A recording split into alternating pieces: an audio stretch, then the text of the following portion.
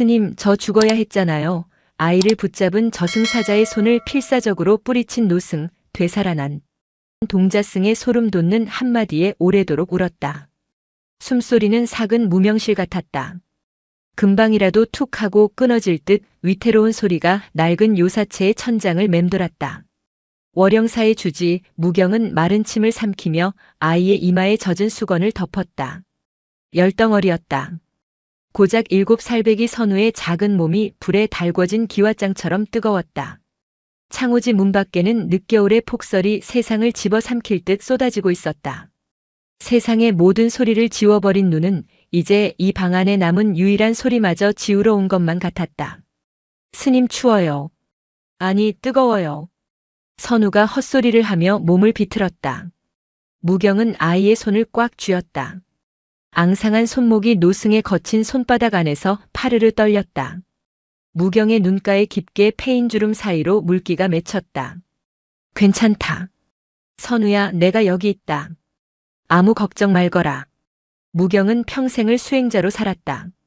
생은 구름이요, 죽음은 그 구름이 흩어지는 것이라 가르쳤다. 숱한 망자의 천도제를 지내주었고 유족들에게는 집착을 버리라 설법했다. 허나 지금 자신의 눈앞에서 꺼져가는 이 작은 등불 앞에서는 그 어떤 경전의 구절도 떠오르지 않았다. 오로지 살려야 한다는 맹목적인 본능만이 그의 뇌리를 지배했다. 새벽 3시. 축시가 지날 무렵이었다. 방 안의 공기가 돌변했다. 화로의 불씨가 사그라든 것도 아니건만 살을 애는 한기가 등줄기를 타고 올라왔다. 그것은 겨울바람이 아니었다. 명백히 다른 차원의 서늘함이었다. 무경은 본능적으로 방문 쪽을 노려보았다. 문풍지가 울지 않았다. 바람 한 점 없는데 촛불이 기이하게 옆으로 누웠다. 그림자였다. 방 안의 등잔불이 만들어낸 그림자가 아니었다. 어둠 그 자체가 형상을 갖춘 듯한 검은 인형이 선우의 머리맡에 서 있었다. 인기척도 발소리도 없었다. 그저 처음부터 그곳에 있었던 것처럼 존재했다. 무경은 떨리는 손으로 염주를 꽉 쥐었다. 그가 평생 닦아온 기운을 눈에 모으자 흐릿했던 인형이 선명해졌다. 갓을 쓴 것도 검은 도포를 입은 것도 아니었다. 그저 인간의 형상을 한 깊은 심연이었다. 하지만 무경은 알았다. 저승사자였다. 아직 아닙니다. 무경의 목소리는 낮았으나 단호했다. 그림자는 대답이 없었다. 그저 선우의 얼굴을 향해 손을 뻗으려 했다. 그 손은 마치 검은 안개처럼 일렁거렸다. 아직 아니라고 했습니다. 무경이 소리치며 자리에서 벌떡 일어났다. 그는 자신의 몸으로 선우를 가로막았다. 평범한 인간이라면 공포에 질려 입도 뻥끗 못했을 상황이었으나 무경은 평생을 도와 마주하며 살아온 승려였다. 이 아이는 아직 피지도 못했습니다. 부모에게 버림받고 절간 마당에 핏덩이로 놓여있던 것을 제가 젖동량에 키웠습니다. 이제 겨우 말귀를 알아듣고 합장할 줄 아는 아이입니다. 데려갈 명분이 부족합니다. 그림자가 멈칫했다. 그것이 입을 연 것은 아니었다. 무경의 머릿속으로 직접 울리는 서늘한 파동이었다. 명분은 인간이 만드는 것이다. 시각이 되었다. 시각이라니요? 누가 정한 시각입니까? 이 아이가 세상에 해를 끼쳤습니까? 아니면 천수를 누렸습니까? 이것은 순리가 아닙니다. 비극일 뿐입니다. 무경은 합장한 손에 온 힘을 주었다. 손톱이 살을 파고들어 피가 배어나왔다. 그는 자신의 법력을 끌어올렸다. 70평생 쌓아온 공덕과 수행의 힘을 방패 삼아 저승사자를 밀어내려 했다. 비키시오. 당신의 공덕으로 막을 수 있는 일이 아니오. 못 비킵니다. 차라리 제 남은 수명을 가져가십시오. 저는 늙었고 살 만큼 살았습니다. 제 목숨을 대신 내놓겠습니다. 무경은 독경을 시작했다. 그것은 천도제의 연불이 아니었다. 악귀를 쫓고 결계를 치는 신장주였다. 무경의 입에서 터져나온 진언이 방 안의 공기를 진동시켰다. 나무 사만다 못다남. 노승의 기세는 맹렬했다. 단순히 비는 것이 아니라 맞서 싸우겠다는 투지였다. 그는 부처님의 가피를 비는 동시에 자신이 평생 지켜온 계율의 무게를 걸고 저승사자를 압박했다. 그림자가 일렁거렸다. 마치 강한 바람에 흔들리는 촛불처럼 저승사자의 형상이 흐트러졌다. 무경의 집념은 단순한 인간의 것이 아니었다. 그것은 자식을 지키려는 어미의 살기와도 같았고 깨달음을 얻고자 용맹정진하는 수행자의 기백과도 같았다. 한참의 대치 끝에 그림자가 손을 거두었다. 물러나는 기색이었다. 무경은 희열을 느꼈다. 통했다. 지극한 정성은 하늘도 감동시킨다더니 저승의 사자마저 물리친 것이다. 그러나 그림자는 완전히 사라지기 전 무경의 눈을 똑바로 응시했다. 아니, 응시하는 듯한 느낌을 주었다. 승려여. 당신은 지금 큰 착각을 하고 있다. 무경은 거친 숨을 몰아쉬며 쏘아붙였다. 무슨 착각 말이오. 생명을 살리는 것이 중생구제요. 내 오늘 이 아이를 살렸으니 그것이 곧 불도요. 당신은 살린 것이 아니다. 그림자의 목소리가 무경의 가슴을 서늘하게 긁고 지나갔다. 붙잡는 쪽이 아니라 남겨지는 쪽을 보시오. 억지로 멈춘 수레바퀴는 제기를 가지 못하는 법. 헛소리 마시오. 가시오, 어서 가시오. 무경이 고함을 지르며 염주를 허공에 휘둘렀다. 그림자는 연기처럼 흩어지며 문틈으로 빠져나갔다. 방 안에는 다시 정적이 찾아왔다. 촛불이 제 모양을 찾으며 타올랐다. 무경은 다리가 풀려 자리에 주저앉았다. 온몸이 땀으로 흠뻑 젖어 있었다. 그는 황급히 뒤를 돌아 선우를 살폈다. 아이의 가슴이 규칙적으로 오르내리고 있었다. 불덩이 같던 열이 거짓말처럼 내리고 있었다. 색색거리던 거친 숨소리는 어느새 편안한 새근거림으로 바뀌어 있었다. 살았다. 무경은 선우의 뺨을 어루만지며 오열했다. 내가 지켰다. 내가 너를 지켜냈다. 그는 자신의 승리가 무엇을 의미하는지, 저승사자가 남긴 마지막 말이 어떤 저주가 되어 돌아올지 짐작조차 하지 못했다. 그저 아이의 심장이 다시 힘차게 뛰고 있다는 사실만이 중요했다. 창밖에는 여전히 눈이 내리고 있었다. 하지만 무경은 알지 못했다. 그 눈이 세상의 더러움을 덮어주는 것이 아니라 죽어야 할 운명마저 차갑게 얼려 박제해버렸다는 것을. 다음 날 아침 월영사는 기적의 소문으로 들썩였다. 마을 의원조차 고개를 가로저으며 오늘 밤을 넘기기 힘들 것이라 했던 선우가 자리를 털고 일어났다는 소식은 삽시간에 산 아래 마을까지 퍼졌다. 폭설이 그치고 햇살이 눈부시게 내리쬐는 마당으로 선우가 걸어 나왔을 때 공양주 보살은 들고 있던 쟁반을 떨어뜨렸다. 아이고, 부처님 감사합니다. 스님, 정말 부처님이 살리셨습니다. 보살은 눈물을 글썽이며 합장했다. 마을 사람들도 하나둘씩 절을 찾아와 쌀과 과일을 내놓으며 무경의 영험함을 칭송했다. 역시 큰 스님 도력이 대단하십니다. 염라대왕 멱살을 잡고 애를 찾아오셨다면서요? 촌로의 농담에 무경은 그저 빙그레 웃을 뿐이었다. 속으로는 뿌듯함이 차올랐다. 그래, 내가 해냈다. 나의 간절함이, 나의 수행이 이 아이를 죽음의 문턱에서 낚아챈 것이다. 이것이야말로 진정한 활인이 아니겠는가. 선우는 법당 앞 계단에 앉아 있었다. 아이는 쏟아지는 햇살을 받으며 가만히 허공을 응시하고 있었다. 선우야, 배고프지 않느냐? 보살님이 호박죽을 쑤어주셨다. 무경이 다가가 부드럽게 말을 걸었다. 선우가 고개를 돌려 무경을 바라보았다. 그 순간 무경은 묘한 이질감을 느꼈다. 예전의 선우라면 스님, 저 배고파 죽겠어요. 라며 배를 문지르거나 호박죽에 꿀 많이 넣었어요? 라고 물었을 것이다. 장난기 가득하던 눈망울은 늘 생기로 반짝였다. 하지만 지금 선우의 눈은 지나치게 고요했다. 마치 바람 한 점 없는 깊은 산속의 옹달샘처럼 맑기는 하되 움직임이 없었다. 네, 스님. 먹겠습니다. 선우의 대답은 간결했다. 목소리에 높낮이가 없었다. 아이는 자리에서 일어나 요사체로 향했다. 걸음걸이도 달랐다. 아이 특유의 통통 튀는 걸음이 아니었다. 소리 없이 그림자가 지면을 스치듯 미끄러지는 걸음이었다. 아직 몸이 다 회복되지 않아서 그럴 게야. 큰 병을 앓았으니 기운이 없는 게 당연하지. 무경은 애써 불안감을 눌렀다. 살아 돌아온 것만으로도 감사해야 할 일이라 스스로를 타일렀다. 점심 공양 시간, 보살은 선우의 숟가락 위에 잘 익은 동치미 물을 얹어주며 호들갑을 떨었다. 우리 선우 스님 많이 먹고 어서 커야지. 그래야 큰 스님처럼 훌륭한 스님이 되지. 선우는 묵묵히 죽을 삼켰다. 뜨거운 죽이 입안에 들어갔는데도 표정 변화가 없었다. 보통 아이라면 아 뜨거 하며 입을 벌렸을 온도였다. 맛이 어떠냐? 무경이 조심스럽게 물었다.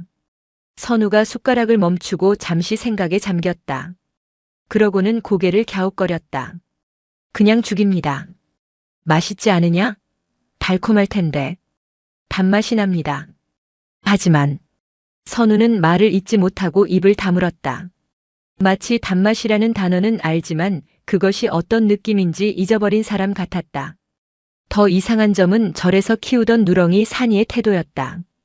평소 산이는 선우만 보면 꼬리가 떨어져라 흔들며 달려들었다. 선우가 알아누웠을 때는 방문 앞을 떠나지 않고 낑낑거리던 녀석이었다.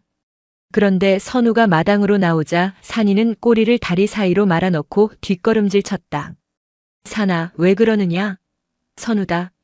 내가 그렇게 기다리던 선우 형아란 말이다. 무경이 산이를 타박했지만 걔는 털을 곤두세우고 으르렁거렸다. 공격하려는 기세가 아니라 무서운 맹수나 귀신을 보았을 때의 공포 어린 반응이었다. 선우는 그런 산이를 물끄러미 바라보았다. 서운해하거나 다가가려 하지 않았다. 그저 산이의 존재를 풍경의 일부처럼 응시할 뿐이었다. 걔가 저를 낯설어 하나 봅니다. 선우의 말투는 남의 일을 말하듯 건조했다. 무경의 가슴 한구석에 설명할 수 없는 불안이 싹트기 시작했다. 그것은 어젯밤 저승사자가 남긴 말과 겹쳐지며 불길한 파장을 만들어냈다. 붙잡는 쪽이 아니라 남겨지는 쪽을 보시오. 오후가 되자 마을에서 아이들이 올라왔다. 선우와 함께 연을 날리며 놀던 동무들이었다. 선우야, 나와. 연 날리자. 아이들의 목소리에 무경이 선우를 내보냈다. 나가서 좀 뛰어놀 거라. 그래야 기운도 빨리 차리지. 선우는 말없이 고무신을 신고 나갔다. 무경은 방문 틈으로 마당을 내다보았다. 아이들이 선우를 둘러싸고 제잘거렸다. 그런데 선우는 그 원 안에 있으면서도 어딘가 겉돌고 있었다. 아이 하나가 선우의 어깨를 툭 치며 장난을 걸었다. 선우는 밀리는 대로 휘청거렸다. 반격하거나 웃지 않았다. 야, 너 왜 그래? 재미없게. 동무들이 실망한 듯 투덜거렸다. 잠시 후 아이들은 자기들끼리 연을 날리러 뛰어갔고 선우는 마당 한가운데 홀로 남겨졌다. 겨울 햇살이 선우의 그림자를 길게 늘어뜨렸다. 무경은 그 뒷모습을 보며 소름이 돋았다. 선우의 등은 너무나 고요했다. 아이에게서 느껴져야 할 생명의 약동, 그 펄떡거리는 에너지가 전혀 느껴지지 않았다. 마치 정교하게 만들어진 인형이 서 있는 것 같았다. 무경은 황급히 문을 열고 나갔다. 선우야. 불러도 대답이 없었다. 가까이 다가가 어깨를 잡았다. 선우야, 춥지 않으냐? 들어가자. 선우가 천천히 고개를 돌려 무경을 올려다보았다. 그 눈동자는 깊은 우물처럼 검고 고요했다. 그 속에 비친 무경의 얼굴은 낯선 타인처럼 일그러져 있었다. 스님. 그래, 말해보거라. 저 아이들은 왜 저렇게 뛰나요? 무경은 말문이 막혔다. 그야 즐거우니까 그렇지. 너도 연 날리는 거 좋아하지 않았느냐? 기억이 납니다. 좋아했었습니다. 그런데 왜 같이 안 노느냐? 선우는 시선을 아이들에게서 거두어 자신의 손바닥을 내려다보았다. 모르겠습니다. 저들이 뛰는 게 꼭 힘을 낭비하는 것처럼 보입니다. 어차피 멈출 텐데 왜 저렇게 애쓰는지 모르겠습니다. 무경은 뒷걸음질 쳤다. 7살 아이의 입에서 나올 말이 아니었다. 그것은 삶을 초월한 노승이나 혹은 삶을 이미 끝낸 자만이 할 수 있는 말이었다. 무경은 깨달았다. 열은 내렸고 숨은 붙어 있지만 자신이 알던 선우는 돌아오지 않았음을. 자신이 되찾아온 것은 선우의 육신일 뿐 그 안에 담겨있던 생명의 불꽃은 어젯밤 폭설 속에 묻혀버린 것일지도 모른다는 공포가 엄습했다. 사흘이 지났다. 시간은 흐르고 있었으나 월영사의 시간만 고여있는 웅덩이처럼 정체되어 있었다. 선우는 규칙적인 생활을 했다. 새벽 예불 시간이 되면 누가 깨우지 않아도 일어나 법당에 앉았다. 목탁을 치고 경전을 외웠다. 실수 한 번 없었다. 예전에는 졸음을 참지 못해 꾸벅거리거나 경전 구절을 잊어버려 무경의 눈치를 보던 아이였다. 지금의 선우는 완벽했다. 너무나 완벽해서 징그러울 정도였다. 문제는 질문이었다. 무경이 마당을 쓸고 있을 때였다. 선우가 빗자루를 들고 다가왔다. 스님, 뭐냐? 낙엽은 왜 씁니까? 마당이 깨끗해져야 마음도 정갈해지는 법이니까. 내일이면 또 떨어질 텐데요. 그러니 수행이지. 매일 닦고 또 닦는 것. 무경은 기특하다는 듯 웃어 보이려 했다. 하지만 선우의 다음 말에 표정이 굳어졌다. 떨어질 것을 알면서 치우는 건 떨어지는 것을 부정하는 거 아닙니까? 그냥 두면 흙이 될 텐데 왜 우리는 흙이 되는 시간을 방해합니까? 단순한 호기심이 아니었다. 그것은 존재의 당위성을 부정하는 질문이었다. 무경은 빗자루 쥔 손에 힘을 주었다. 사람이 사는 곳이니 정돈하는 것이다. 그것이 사람의 도리다. 도리. 선우는 그 단어를 입안에서 굴려보다가 고개를 끄덕였다. 이해해서가 아니라 더 묻는 것이 무의미하다고 판단한 듯한 태도였다. 그날 오후 작은 사건이 터졌다. 처마 밑에 둥지를 틀었던 참새 새끼 한 마리가 바닥으로 떨어져 죽어 있었다. 아마도 고양이의 소행이거나 추위를 견디지 못한 탓이리라. 보살이 그것을 보고 어머나 쯧쯧. 불쌍해라. 하며 혀를 찼다. 무경이 다가가 묻어주려 할 때 선우가 그 앞에 쭈그리고 앉아 죽은 새를 빤히 쳐다보고 있었다. 선우야, 불쌍하구나. 나무 밑에 묻어주자꾸나. 무경이 말했다. 선우는 죽은 새의 굳어가는 눈을 손가락으로 톡 건드렸다. 스님. 그래. 얘는 이제 안 아프겠네요. 죽었으니 고통은 없겠지. 그럼 다행인 거 아닙니까? 무경은 숨을 멈췄다. 선우가 고개를 들어 무경을 보았다. 그 눈에는 일말의 슬픔도 없었다. 보살님은 왜 불쌍하다고 합니까?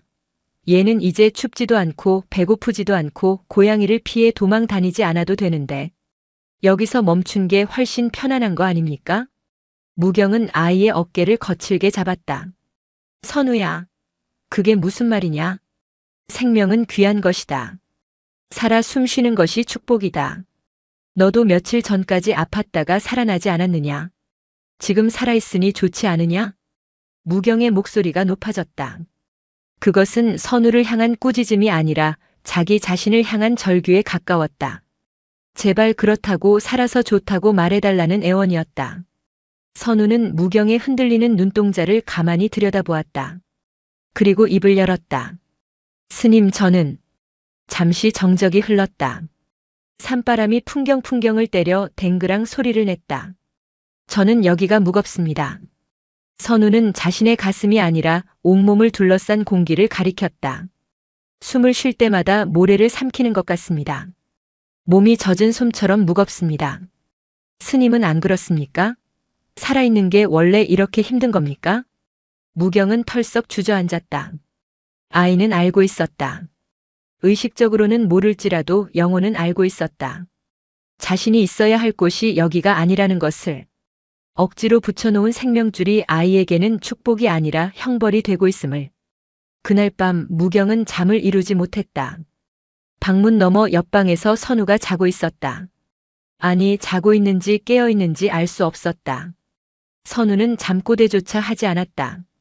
무경은 법당으로 올라가 부처님 앞에 엎드렸다. 부처님, 제가 무슨 짓을 한 겁니까? 차가운 마룻바닥에 이마를 찌우며 그는 물었다. 제 사랑이, 제 간절함이 아이에게 지옥을 선사한 겁니까?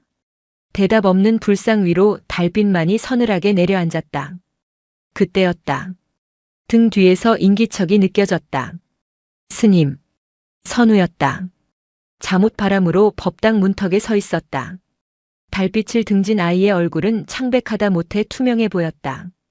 왜 안 주무시고 여기 계십니까? 기도하고 있었다. 너는 왜 나왔느냐? 선우가 법당 안으로 들어왔다. 발소리가 나지 않았다. 아이는 무경의 옆에 앉아 불상을 올려다보았다. 스님, 오늘도 제가 있어야 하나요? 심장이 덜컥 내려앉는 질문이었다. 그게 무슨 소리냐? 눈을 뜨면 아침이 와 있습니다.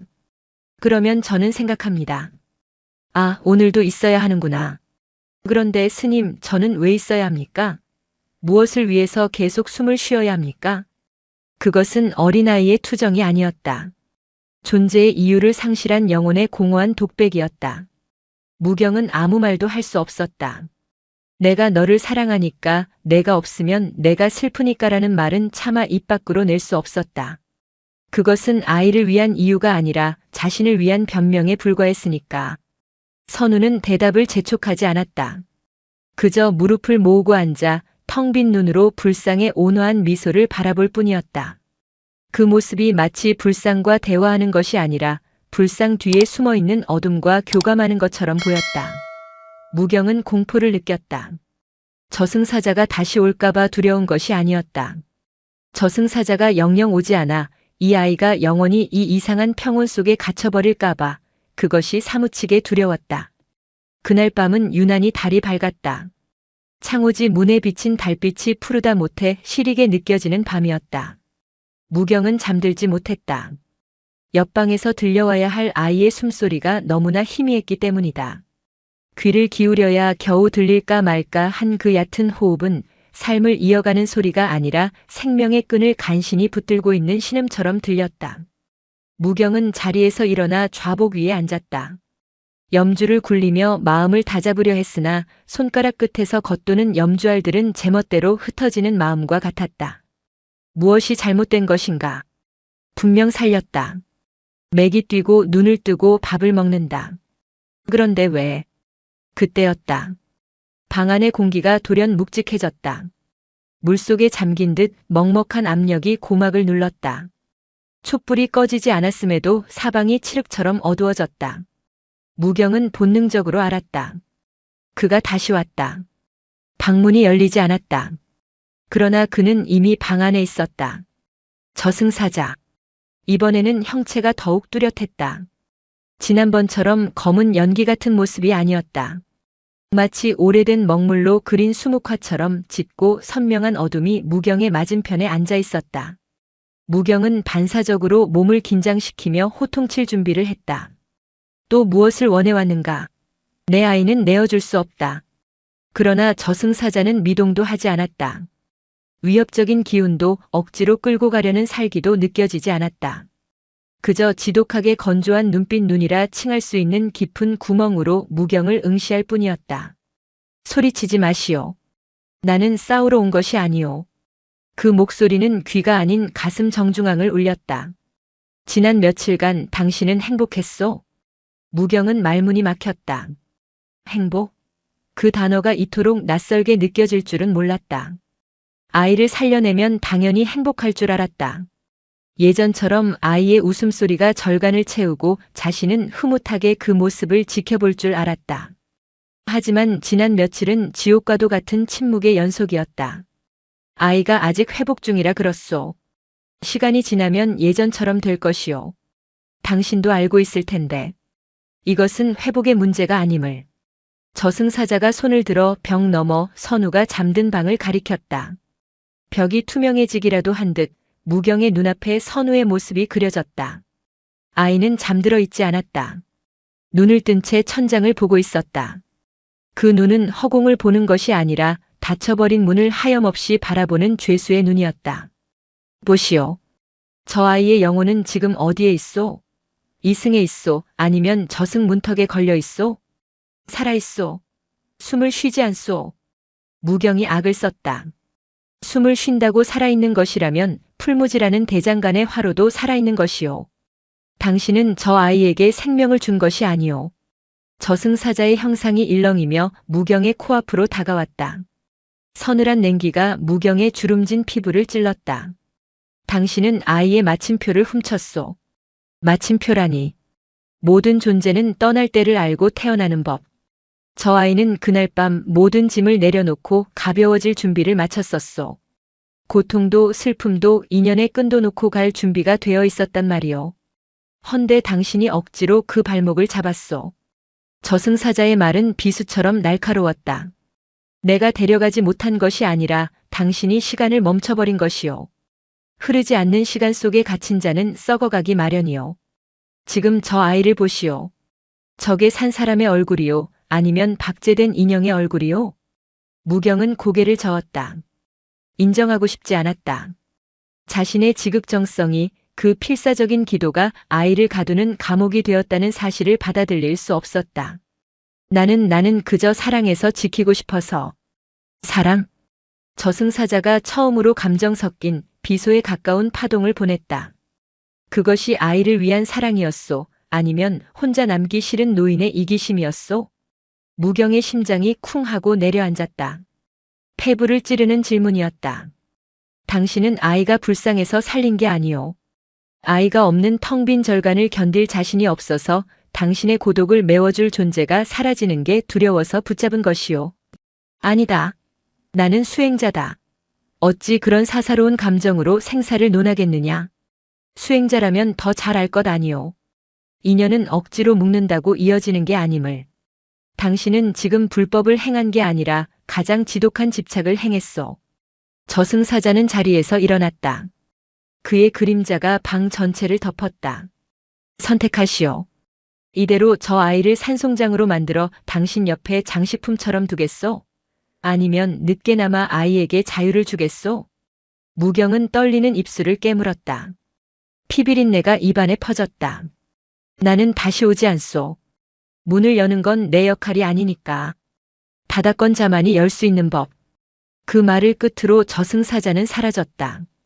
연기처럼 흩어진 것이 아니라 마치 처음부터 무경의 마음속 그림자였던 것처럼 스르르 무경의 내면으로 스며들었다. 방 안에는 다시 무거운 정막만이 남았다. 무경은 멍하니 촛불을 바라보았다. 촛농이 붉은 눈물처럼 뚝뚝 떨어지고 있었다.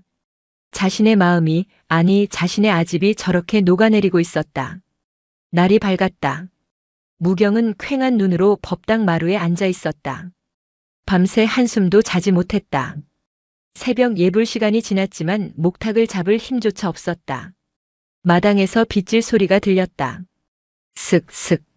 규칙적이고 건조한 소리. 선우였다.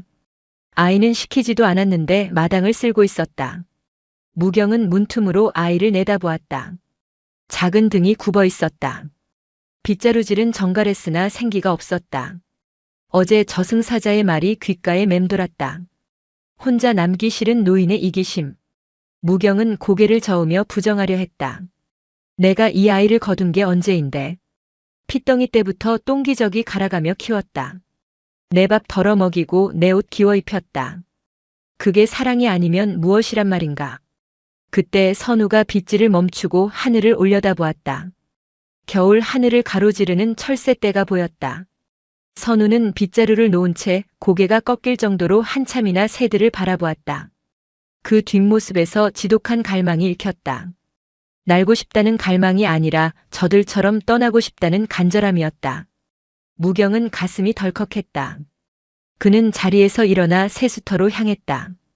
찬물로 얼굴을 씻어 정신을 차리려 했다. 물동이에 담긴 물이 잔잔해지자 수면에 자신의 얼굴이 비쳤다. 무경은 숨을 들이켰다. 그곳에 비친 것은 인자한 노승의 얼굴이 아니었다. 탐욕에 찌든 늙은 짐승, 굶주린 아귀의 형상이 그곳에 있었다. 눈은 퀭하게 들어갔으나 눈동자만은 번들거렸다. 입가는 고집스럽게 굳어 있었다. 그것은 무언가를 지키려는 자의 얼굴이 아니라 내 것을 빼앗기지 않으려고 움켜쥔 자의 추한 몰골이었다.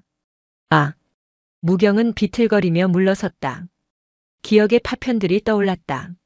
선우가 처음 뒤집기를 했을 때 무경은 기뻐서 소리쳤다. 이제 넌 내 아들이다. 선우가 처음 스님하고 불렀을 때 무경은 눈물을 흘렸다. 그래, 평생 나와 함께 살자. 선우가 아파서 누웠을 때 무경은 기도했다.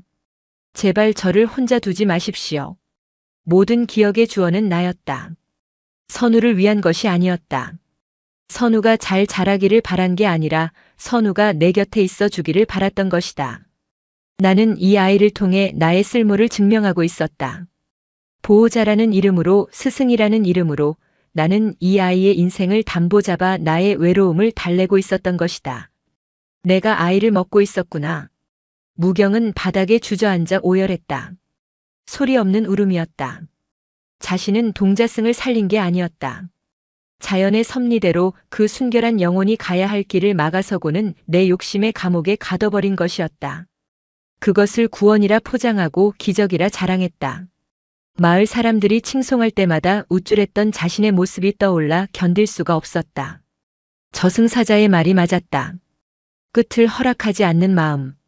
그것은 자비가 아니라 폭력이었다. 무경은 고개를 들어 선우가 있는 마당을 보았다. 아이는 여전히 하늘을 보고 있었다. 마치 누군가 와서 자기를 데려가 주기를 기다리는 것처럼. 그 작은 등에서 뿜어져 나오는 고독이 너무나 거대해서 월영사의 기와 지붕마저 짓누르는 것 같았다. 무경은 깨달았다.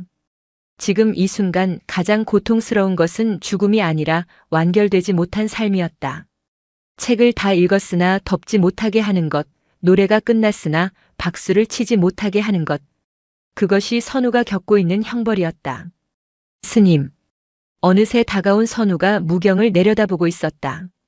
왜 우십니까? 아이의 표정은 담담했다. 슬픔도 놀라움도 없었다. 미안해서 운다. 무엇이 미안합니까? 너를 너무 사랑해서 미안하다. 아니, 사랑하는 법을 몰라서 미안하다. 선우는 고개를 갸웃거렸다.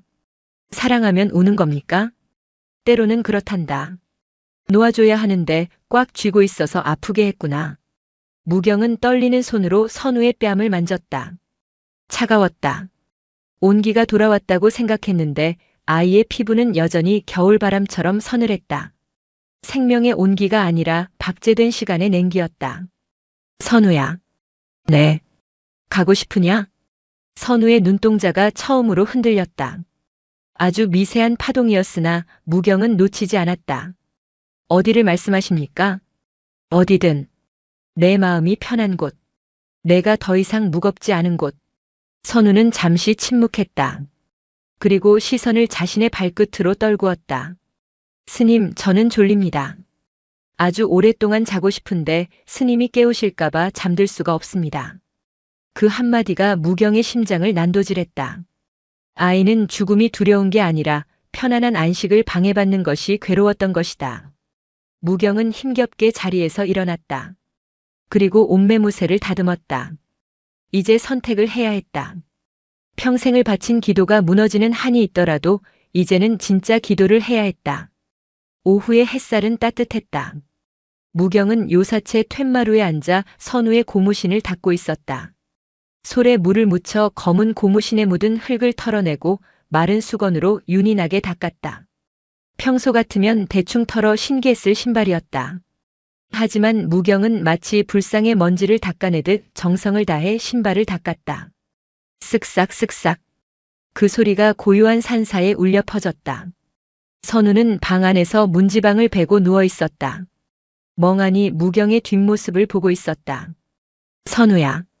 무경이 뒤도 돌아보지 않고 불렀다. 네. 내 방을 좀 치워야겠다. 너무 어지럽더구나. 제가 치우겠습니다. 아니다. 오늘은 내가 해주고 싶구나. 무경은 다 닦은 신발을 툇마루 끝, 햇볕이 가장 잘 드는 곳에 나란히 놓았다. 앞코가 밖을 향하도록. 언제든 신발을 신고 훌쩍 떠날 수 있도록 방향을 잡아주었다. 그리고 방으로 들어가 아이의 옷가지를 정리했다. 낡은 승복을 개고 선우가 아끼던 나무 팽이와 공깃돌을 작은 주머니에 담았다. 이건 내가 가져가라. 무경이 주머니를 선우에게 건넸다. 어디로 갑니까? 선우가 물었다. 무경은 빙그레 웃었다. 억지 웃음이 아니었다. 마음을 비워낸 자만이 지을 수 있는 슬프지만 맑은 미소였다.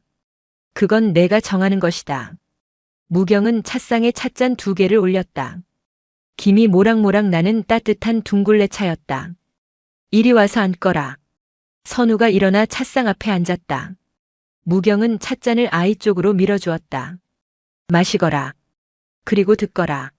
무경은 차를 한 모금 마신 뒤 천천히 입을 열었다. 나는 평생 부처님 법을 공부했으나 정작 제일 중요한 건 너에게 배웠다. 집착이 고통이라는 말 귀에 못이 박히도록 들었으면서도 정작 내 보물을 잃을까 전전긍긍했어. 선우는 찻잔을 두 손으로 감싸 쥐었다. 따뜻한 온기가 손바닥을 통해 전해졌다. 선우야, 나는 이제 기도하지 않으련다. 내가 낫게 해달라고, 내가 내 곁에 오래오래 살게 해달라고 빌지 않겠다. 선우의 눈이 커졌다. 그럼 무슨 기도를 하십니까? 아무 기도도 안 한다. 그냥 너를 믿을 것이다. 저를요? 그래. 내가 가려는 길이 어디든 그곳이 내가 있어야 할 곳임을 믿겠다. 내가 머물고 싶으면 머물고 가고 싶으면 가는 것. 그것이 너의 불성임을 내가 인정하겠다. 무경은 자리에서 일어나 방문을 활짝 열어젖혔다. 겨울 바람이 훅 하고 들어왔지만 춥지 않았다. 상쾌했다. 꽉 막혀있던 둑이 터진 듯 시원한 공기가 방 안을 휘감았다. 오늘은 내가 결정해라. 내가 잡고 있던 끈은 났으니 이제 내 발로 걷거라. 무경은 법당으로 올라가지 않았다. 그저 툇마루에 걸터앉아 먼 산을 바라보았다. 등 뒤에서 선우가 어떻게 할지 지켜보지 않으려 했다. 시선조차 짐이 될까봐. 시간이 흘렀다. 방 안에서 달그락거리는 소리가 났다. 차를 마시는 소리인지 옷을 입는 소리인지 알 수 없었다. 무경은 눈을 감았다. 눈물이 흐르지 않았다. 가슴 한구석이 뻥 뚫린 듯 시려왔지만 동시에 평생 느껴본 적 없는 거대한 평온이 밀려왔다. 이것이구나. 놓아버린다는 것이 이런 것이구나. 내 것이라 여겼던 것을 우주로 돌려보내는 기분. 스님. 선우의 목소리가 들렸다. 무경은 천천히 고개를 돌렸다. 선우가 툇마루에 서 있었다. 햇볕에 잘 마른 고무신을 신고 무경이 싸준 작은 주머니를 손에 들고 있었다. 그런데 표정이 달라져 있었다. 며칠간 보여주었던 그 무겁고 칙칙한 그림자가 걷혀 있었다. 창백했던 볼에 아주 희미한 홍조가 돌고 있었다. 눈동자에는 생기가 아니 확신이 차 있었다. 스님 신발이 따뜻합니다. 선우가 말했다. 그래, 햇볕이 좋더구나. 이제 안 무겁습니다. 선우가 옅게 웃었다. 살아 돌아온 후 처음으로 짓는 미소였다. 그것은 삶에 대한 기쁨의 미소가 아니었다. 허락받은 자의 홀가분함, 숙제를 마친 아이의 개운한 미소였다.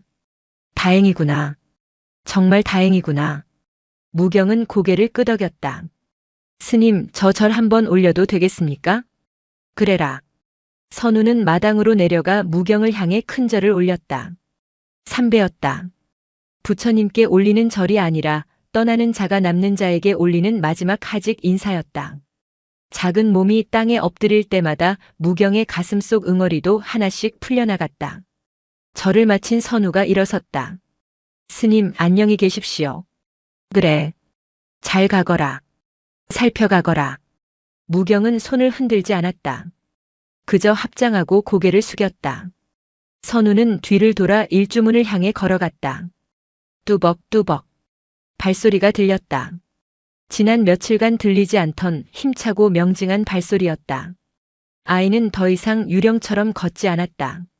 자신의 의지로 자신의 길을 밟으며 걸어가고 있었다. 무경은 그 뒷모습을 보지 않았다. 눈을 감고 바람 소리에 귀를 기울였다. 어디선가 산새 우는 소리가 들렸다.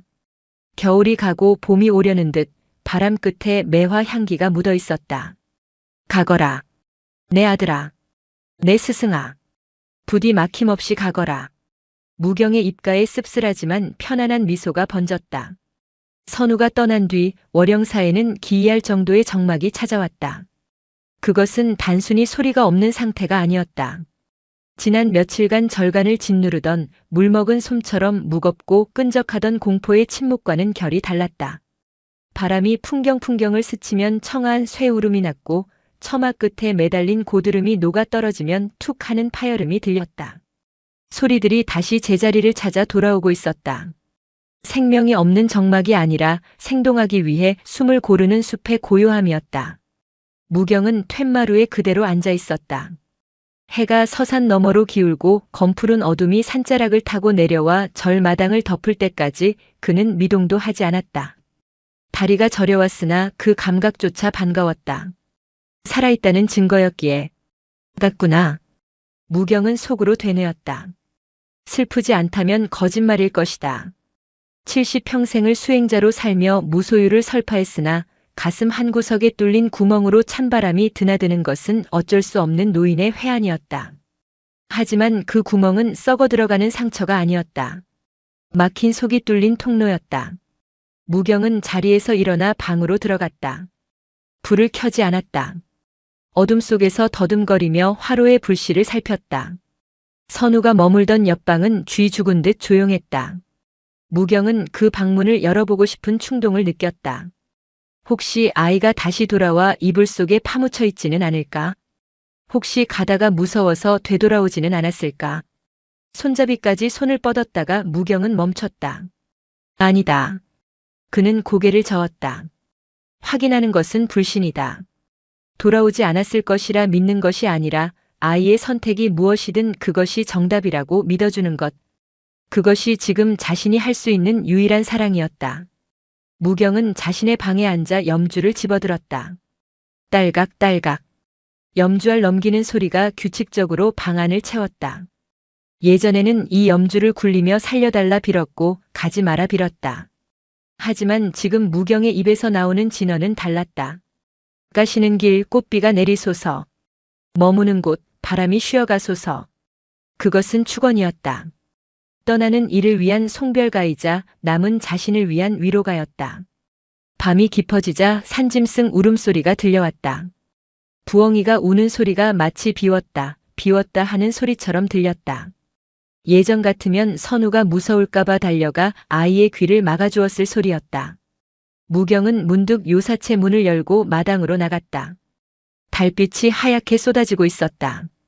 마당 한 구석 선우가 낮에 빗질을 해놓은 자국이 선명했다. 빗자루가 지나간 결을 따라 달빛이 고여 있었다. 잘 쓸었구나. 무경은 혼잣말을 했다. 아주 깨끗하게 쓸었어. 내 마음보다 더 정갈하구나. 그때 계집에 있던 산이가 밖으로 나왔다. 며칠간 선우를 피해 숨어만 있던 녀석이었다. 산이는 선우의 방 쪽을 향해 꼬리를 살랑살랑 흔들었다. 으르렁거리지도 뒷걸음질 치지도 않았다.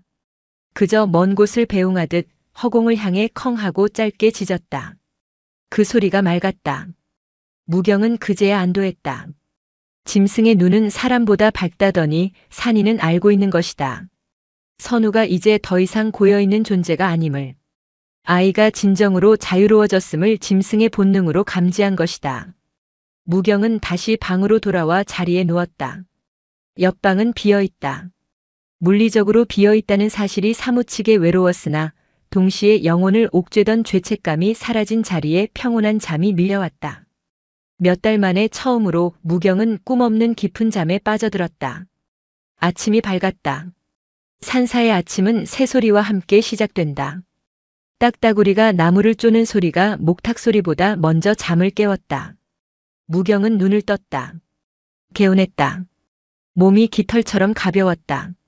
습관처럼 옆방 쪽으로 귀를 기울였다. 아무런 기척이 없었다. 그렇지. 같지. 무경은 이불을 개고 옷을 갖춰 입었다. 세수를 하고 법당에 올라가 부처님께 삼배를 올렸다. 그리고 아침 공양을 지으러 부엌으로 향하려던 찰나 발길이 저절로 선우의 방으로 향했다. 이제는 열어봐야 했다. 아이의 흔적을 정리해야 했으니까. 무경은 심호흡을 한 번 하고 문고리를 잡았다. 끼익, 낡은 경첩 소리와 함께 문이 열렸다. 방 안으로 아침 햇살이 비스듬히 쏟아져 들어오고 있었다. 무경은 방 안을 둘러보다가 그 자리에 얼어붙었다. 방은 비어 있었다. 이불은 한쪽에 반듯하게 개켜져 있었다. 무경이 어제 빨아서 개어준 승복도 그대로였다. 선우가 아끼던 팽이와 공깃돌이 든 주머니는 사라지고 없었다. 그런데 방 한가운데 선우가 늘 앉아있던 그 자리, 어제 무경과 마주 앉아 차를 마셨던 그 자리에 무언가가 있었다. 사람은 없었다. 육신도 옷가지도 없었다. 하지만 그 방석 위 아지랑이처럼 피어오르는 기운이 있었다. 무경은 홀린 듯 다가가 방석 위에 손을 얹었다. 무경의 눈이 휘둥그레졌다. 따뜻했다. 아니, 뜨거웠다. 마치 방금 전까지 아궁이에 불을 뗀 아랫목처럼 혹은 누군가 밤새도록 그 자리에 앉아 온기를 불어넣은 것처럼 방석과 그 주변 바닥이 후끈거렸다. 사람이 떠난 지 반나절이 지났다. 한겨울 냉골이어야 마땅한 방이었다. 군부를 떼지 않은 지 오래된 방바닥이 이토록 따뜻할 수는 없었다. 이것은 물리적인 열기가 아니었다. 생명 에너지였다. 아이가 자신의 육신이라는 껍데기를 벗어던지고 순수한 에너지 그 자체가 되어 흩어지기 직전 남겨놓은 흔적이었다. 무경은 방석 위에 얼굴을 묻었다. 선우야. 그 온기에서 아이의 냄새가 났다. 비누 냄새, 흙 냄새, 그리고 맑은 바람 냄새. 죽음은 차가운 것이라고 누가 말했는가? 시신은 식어가는 것이라고 누가 정의했는가? 그것은 억지로 삶을 부여잡았을 때 남는 찌꺼기일 뿐이었다. 진정으로 완성된 떠남은 이렇게 온기를 남기는 것이었다. 자신이 세상에서 받은 사랑과 에너지를 미련 없이 바닥에 쏟아부어 남은 이들을 데워주고 가는 것이었다. 내가 나보다 낫구나. 나보다 훨씬 큰 스승이구나. 무경은 울지 않았다. 대신 그 온기를 온몸으로 느꼈다. 아이는 사라진 것이 아니라 월영사라는 공간 그 자체가 된 것이었다. 마루의 틈새로 벽지의 숨구멍으로 천장의 석가래로 아이는 스며들었다. 방 한구석에 선우가 어제 신고 나갔다고 생각했던 고무신이 가지런히 놓여 있었다. 무경은 흠칫 놀랐다. 분명 신고 나가는 것을 보았다. 뚜벅뚜벅 걸어가는 발소리도 들었다. 헌데 신발은 여기 있다. 그렇다면 어제 걸어나간 것은 누구였는가? 무경은 깨달았다.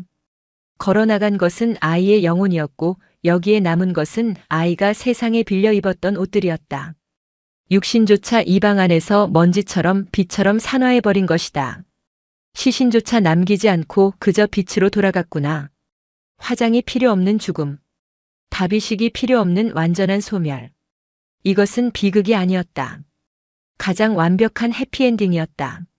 무경이 마루에 걸터앉아 선우의 고무신을 멍하니 바라보고 있을 때였다.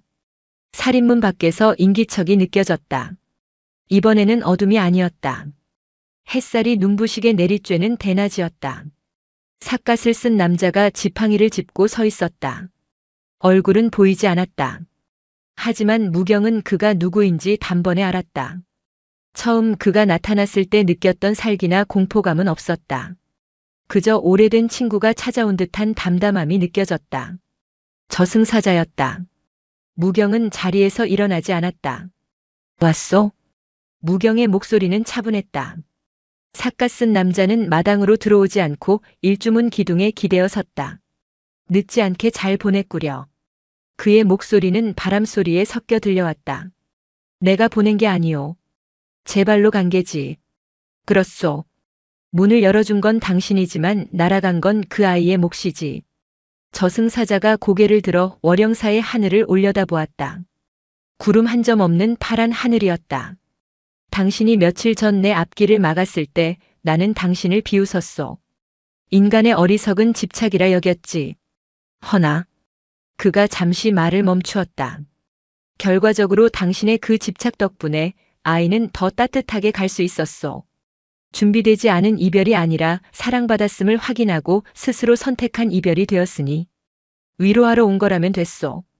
병 주고 약 주는 것도 아니고. 무경이 퉁명스럽게 대꾸하자 저승사자의 입가에 희미한 미소가 스치는 듯 했다. 위로가 아니오. 확인하러 온 것이오. 남아있는 자의 몫을. 남아있는 자? 아이는 떠났소. 이제 당신만 남았지. 당신의 지옥은 끝났소? 무경은 빈 방을 돌아보았다. 여전히 온기가 남아있는 그 방을. 지옥이라 아니오. 지옥은 아니었소. 그저 내가 너무 좁은 그릇이라 바다를 담으려다 깨질 뻔했던 것뿐이지. 다행이오. 그릇이 깨지면 물도 쏟아지는 법인데 당신은 그릇을 넓혀 물을 흘려보냈으니. 저승사자가 지팡이를 들어 땅을 한번 짚었다. 쿵 하는 울림이 대지를 타고 무경의 발바닥에 전해졌다. 명심하시오. 떠난 건 아이가 아니오. 떠난 건 당신의 불안이었소. 아이는 처음부터 바람이었고 햇살이었고 흙이었소. 잠시 당신 곁에 머물며 형태를 빚었을 뿐. 이제 본래의 자리로 돌아가 세상 천지에 흩어졌으니 당신이 숨쉬는 모든 공기 속에 그 아이가 있소. 그럴듯한 말이구려. 이별은 존재의 소멸이 아니라 존재 방식의 확장이라오. 좁은 방에 갇혀있던 아이가 이제 온 산하가 되었으니 더 크게 사랑해 주시오. 저승사자는 몸을 돌렸다. 내 할 일은 끝났소. 당분간은 다시 볼 일 없을 거요. 당신의 수명은 아직 짱짱하니. 그건 좀 섭섭하구려. 차라도 한잔하고 가시지. 무경의 농담에 저승사자는 대답 없이 허공으로 흩어졌다. 마치 아지랑이가 사라지듯 그는 풍경 속으로 녹아들었다. 무경은 피식 웃었다. 며칠 전만 해도 저승사자의 옷자락만 봐도 덜덜 떨었는데 이제는 농담을 건네고 있다. 두려움은 무지에서 온다고 했던가. 죽음의 실체를, 그 필연적인 이별의 본질을 마주하고 나니 더 이상 두려울 것이 없었다. 무경은 하늘을 향해 크게 기지개를 켰다. 아이고 허리야. 이제 밥이나 먹어야겠다. 배가 고팠다. 지독하게 허기가 졌다. 그것은 삶에 대한 욕구였다. 슬픔을 씹어 삼키고 다시 살아내야 하는 자의 건강한 허기였다. 며칠 후 눈이 녹아 질척해진 산길을 따라 마을 사람들이 올라왔다. 공양주 보살과 촌장 그리고 선우와 놀던 아이들도 있었다. 그들은 손에 떡과 과일을 들고 있었다. 선우가 병을 털고 일어난 것을 축하하기 위해 잔치를 준비해 온 것이다. 큰 스님, 계십니까? 촌장의 목소리가 활기찼다. 무경은 마당에서 장작을 패고 있었다. 어서들 오시오. 무경이 땀을 닦으며 그들을 맞았다. 사람들은 두리번거렸다. 선우 스님은 어디 갔습니까? 방에 있나요? 보살이 툇마루를 기웃거렸다. 아이들은 선우야. 떡 먹자. 하며 이름을 불렀다. 무경은 도끼를 내려놓고 잠시 그들을 바라보았다. 어떻게 말해야 할까? 죽었다고 해야 할까? 사라졌다고 해야 할까? 거짓말을 할 수는 없었다. 하지만 진실을 말한다고 해서 그들이 이해할 수 있는 영역도 아니었다. 무경은 빙그레 웃으며 말했다. 멀리 수행을 떠났소. 네? 수행이요? 사람들이 웅성거렸다. 아니, 그 어린 것이 무슨 수행을 떠납니까? 몸도 성치 않은데. 몸은 다 나았소. 아주 펄펄 날아다닐 정도로 좋아졌지. 그래서 더 넓은 세상을 보고 싶다고 하더이다. 내가 잡을 수가 없어서 보내주었소. 보살이 아쉬운 듯 입맛을 다셨다. 아이고 섭섭해라. 인사라도 하고 가지. 언제 돌아온답니까? 무경은 마당 구석, 눈 속에 피어난 복수초를 가리켰다. 글쎄요. 봄이 오면 꽃으로 오려나 여름이면 소나기로 오려나. 기약은 없소. 촌장이 고개를 끄덕였다. 하긴 큰 스님 제자니 오죽 비범하겠습니까? 큰 깨달음을 얻으러 갔겠지요. 사람들은 선우가 없다는 사실에 실망했지만 무경의 표정이 너무나 평온했기에 더 이상 캐묻지 않았다. 비극적인 이별이 아니라 희망찬 출가라고 믿었다. 잔치는 선우 없는 환송회가 되었다. 사람들은 떡을 나누어 먹으며 선우의 이야기를 했다. 그 녀석 참 영특했지. 연 날릴 때 보면 승부욕이 대단했다니까. 웃을 때 보조개가 참 예뻤는데. 사람들의 입에서 나오는 선우는 살아있었다. 기억 속에서 생생하게 웃고 떠들었다. 무경은 그들의 이야기를 들으며 묵묵히 차를 마셨다. 그렇다. 저것이 사는 것이다. 육신은 없어도 사람들의 기억 속에, 이야기 속의 선우는 여전히 월영사의 동자승으로 살아 숨쉬고 있었다. 저녁이 되고 사람들이 모두 돌아갔다. 무경은 선우의 빈 방에 들어갔다. 온기는 많이 식었지만 여전히 냉골은 아니었다. 그는 선우가 남긴 고무신을 들어 품에 안았다. 들었느냐 선우야. 사람들이 너 칭찬하느라 떡도 다 안 먹고 가더라. 무경은 고무신을 장독대 옆 햇볕이 가장 잘 드는 바위 위에 올려두었다. 비가 오면 씻겨갈 것이고 바람이 불면 굴러갈 것이다. 그것이 자연이다. 다음 날 무경은 붓을 들었다. 그리고 선우가 쓰던 방의 문에 새로운 현판을 걸었다. 부은암. 뜬구름이 머무는 암자. 왔다가 가는 것, 머물다가 흩어지는 것. 그 모든 것이 자연스러운 곳. 무경은 빗자루를 들고 마당을 쓸었다. 슥슥. 어제와 똑같은 빗질 소리였지만 그 소리에는 리듬이 있었다. 낙엽을 쓸어내자 그 밑에서 파릇한 새싹이 돋아나고 있었다. 죽은 잎이 거름이 되어 새 생명을 틔우고 있었다. 순환이었다.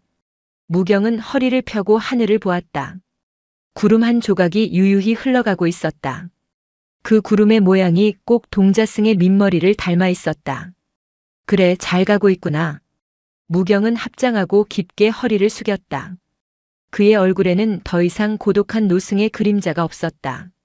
온 세상을 품은 넉넉한 할아버지의 미소만이 산사의 햇살처럼 번지고 있었다. 월영사의 풍경 소리가 그 어느 때보다 맑게 울려 퍼졌다. 마치 선우의 웃음소리처럼. 겨울이 가고 봄이 왔다. 월영사의 뜰에는 매화가 지고 그 자리에 목련이 등불처럼 환하게 피어났다. 선우가 떠난 뒤 무경의 일상은 단조로워졌다. 새벽 예불을 드리고 마당을 쓸고 산에서 나무를 캐 다듬었다. 겉으로 보기에는 평온한 노승의 삶이었으나 세상은 그를 가만히 두지 않았다. 소문 때문이었다. 그 절에 가면 죽은 사람도 살려낸다더라. 주지 스님이 염라대왕과 단판을 지어 명부에서 이름을 지웠다더라. 발없는 말은 천리를 간다더니 선우가 기적적으로 깨어났다가 마을 사람들은 선우가 떠났다고 믿음으로 홀연히 사라진 일은 기이하게 왜곡되어 퍼져나갔다. 사람들은 무경이 생사를 관장하는 신통력을 지녔다고 믿었다. 처음에는 병을 낫게 해달라는 촌부들이 찾아왔으나 점차 산 넘고 물 건너 낯선 이들이 찾아오기 시작했다. 그들의 눈빛에는 하나같이 끈적하고 어두운 욕망이 서려 있었다. 어느 늦은 봄날 오후였다. 일주문 밖이 소란스러워졌다. 평소라면 들리지 않을 말발굽 소리와 가마꾼들의 거친 숨소리가 고요한 산사를 깨뜨렸다. 무경은 텃밭에서 김을 매다 허리를 펴고 일어났다. 화려한 비단으로 감싼 가마 한 채가 마당으로 들어서고 있었다. 뒤따르는 하인들의 행색만 봐도 예사 가문이 아니었다. 가마가 땅에 내려지자 문이 열리고 한 사내가 내렸다. 나이는 50줄에 들어선 듯 했으나 기름진 얼굴과 번들거리는 눈빛은 그가 평생 굶주려 본 적 없는 사람임을 말해주고 있었다. 그는 값비싼 갓을 쓰고 허리에는 옥으로 만든 놀이개를 차고 있었다. 사내 장대인은 거만한 눈으로 월영사를 훑어보았다. 여기가 죽음을 쫓아낸다는 그 절입니까? 무경은 호미를 내려놓고 합장했다. 그저 뜬구름이 쉬어가는 암자일 뿐입니다. 죽음을 쫓다니요. 헛소문입니다. 겸손은 미덕이나 지나치면 기만이지요. 장대인은 성큼성큼 다가왔다. 그에게서는 짙은 사약 냄새가 났다. 절간의 맑은 향 냄새를 단숨에 덮어버릴 만큼 강렬하고 인위적인 향기였다. 나는 개성에서 온 상단주 장만석이요. 내 소문을 듣고 천리길을 달려왔소이다. 스님이 저승사자의 멱살을 잡고 아이를 빼앗아왔다는 이야기를 모르는 사람이 없소. 잘못 아셨습니다. 아이는 제 발로 떠났습니다. 떠났든 살았든 중요한 건 숨이 끊어질 뻔한 걸 다시 붙여놨다는 거 아니오? 장대인은 품에서 두툼한 전대돈 주머니를 꺼내 마루 위에 툭 던졌다. 묵직한 소리가 났다. 금화가 가득 들어있는 듯 했다. 돈은 얼마든지 주리다. 부처님 도금을 새로 하든 절을 새로 짓든 마음대로 하시오. 그저 내 부탁 하나만 들어주면 돼오. 무경은 돈주머니를 쳐다보지도 않았다. 생사는 거래할 수 있는 물건이 아닙니다. 돌아가십시오. 장대인의 눈썹이 꿈틀거렸다. 거래? 이건 거래가 아니라 보시오. 그리고 스님, 아직 내 부탁이 뭔지 듣지도 않았잖소. 장대인은 뒤를 돌아보며 손짓했다. 데려오너라. 하인들이 또 다른 가마의 문을 열었다. 그리고 조심스럽게 누군가를 부축해 내렸다. 무경은 그 모습을 보고 숨을 들이켰다. 젊은 여인이었다. 17이나 되었을까. 비단옷을 겹겹이 입고 온갖 패물로 치장했으나 그 화려함이 오히려 기괴함을 더했다. 여인의 얼굴은 밀랍인형처럼 창백했다. 눈은 반쯤 떠 있었으나 초점이 없었고 입은 억지로 다물려 있었다. 스스로 걷지 못해 하인 2명에게 질질 끌려오다시피 했다. 살아있는 사람이 아니었다. 하지만 죽은 사람도 아니었다. 미약하게 가슴이 오르내리고 있었다. 내 외동딸 설이여. 장대인의 목소리가 처음으로 떨렸다. 다들 죽었다고 했소. 의원들도 포기했고 무당들도 구판을 걷어치웠소. 하지만 내 눈에는 보이요. 아직 숨이 붙어 있잖소. 내 딸은 아직 가지 않았단 말이오. 무경은 여인에게 다가갔다. 가까이 갈수록 역한 냄새가 났다. 짙은 화장분 냄새와 사약 냄새 아래에 깔린 시큼하고 비릿한 냄새. 그것은 육신이 썩어가고 있는 냄새였다. 무경의 눈에 여인의 주위를 맴도는 검은 기운이 보였다. 저승사자가 아니었다. 그것은 억지로 육신에 묶여 고통받는 영혼의 비명이었다. 살려내시오. 장대인이 무경의 옷자락을 붙잡았다. 당신이 그 아이를 살려냈듯 내 딸도 살려내시오. 방법이 있을 거 아니오. 저승사자를 쫓아내는 비방을 내놓으란 말이오. 무경은 장대인의 손을 천천히 떼어냈다. 그리고 서글픈 눈으로 그를 바라보았다. 대인, 따님은 살려달라고 온 게 아닙니다. 뭐라고? 죽여달라고 온 것입니다. 그 순간 봄바람이 불어와 목련 꽃잎이 우수수 떨어졌다. 마치 하얀 수위처럼 마당을 뒤덮었다. 장대인의 얼굴이 불그락푸르락해졌다. 이 땡추가 미쳤나? 죽여달라니. 감히 누구 앞에서 그따위 불길한 소리를 짓거리는 게냐? 하인들이 당장이라도 달려들 기세로 몽둥이를 고쳐 잡았다. 그러나 무경은 눈 하나 깜짝하지 않고 여인 설이를 응시했다. 그녀는 의자에 앉혀져 있었다. 고개는 힘없이 툭 떨어져 있었고 손등에는 검버섯이 피어오르고 있었다. 무경은 알 수 있었다. 그녀의 영혼은 이미 육신을 떠나려 발버둥 치고 있었으나 누군가가 억지로 발목을 잡아매고 있었다. 그 족쇄는 바로 아버지 장대인의 집착이었다. 대인 보십시오. 따님의 손톱을 보십시오. 무경이 가리켰다. 설이의 손톱은 보라색으로 변해 있었고 살 속으로 파고들고 있었다. 기가 막혀 피가 돌지 않는 겁니다. 억지로 삼키게 한 약 기운으로 심장만 뛰게 할 뿐 오장육부는 이미 기능을 멈췄습니다. 이것은 사는 것이 아닙니다. 무간지옥에 갇혀 있는 것입니다. 닥쳐라. 장대인이 고함을 질렀다. 내가 뭘 안다고 떠드느냐. 나는 조선 팔도에 안 써본 약재가 없다. 산삼 녹용은 기본이고 천년 묵은 거북의 피까지 먹였다. 내 정성이 아니었으면 이 아이는 진작에 잘못되었을 것이다. 그 정성이 독이 되었습니다. 무경은 단호하게 말했다. 지난날 자신 역시 선우에게 저질렀던 잘못이었다. 하지만 장대인의 집착은 무경의 그것과는 차원이 달랐다. 무경은 사랑이라는 이름의 연민이었으나 장대인은 소유욕이라는 이름의 폭력이었다. 이 아이는 내 것이다. 장대인의 본심이 터져나왔다. 내 피를 이어받았고 내 재산을 물려받을 유일한 핏줄이다. 내가 허락하기 전까진 절대 못 죽는다. 염라대왕이라도 내 허락 없이는 못 데려간다. 그는 탐욕스러운 눈으로 무경을 노려보았다. 돈이 부족해서 그러느냐? 아니면 법력이 딸리는 게냐? 소문으로는 죽은 자도 일으켰다면서 왜 내 딸은 안 된다는 것이냐? 무경은 한숨을 쉬었다. 말이 통할 상대가 아니었다. 그럼 며칠만 이곳에 머물게 하십시오. 뭐라? 당장 비방을 쓸 수는 없습니다. 절의 기운을 받아 탁한 길을 씻어내야 합니다. 대인은 요사체에 머무시고 따님은 별체에 모시겠습니다. 장대인은 의심스러운 눈초리로 무경을 훑어보았으나 다른 방도가 없었다. 좋다.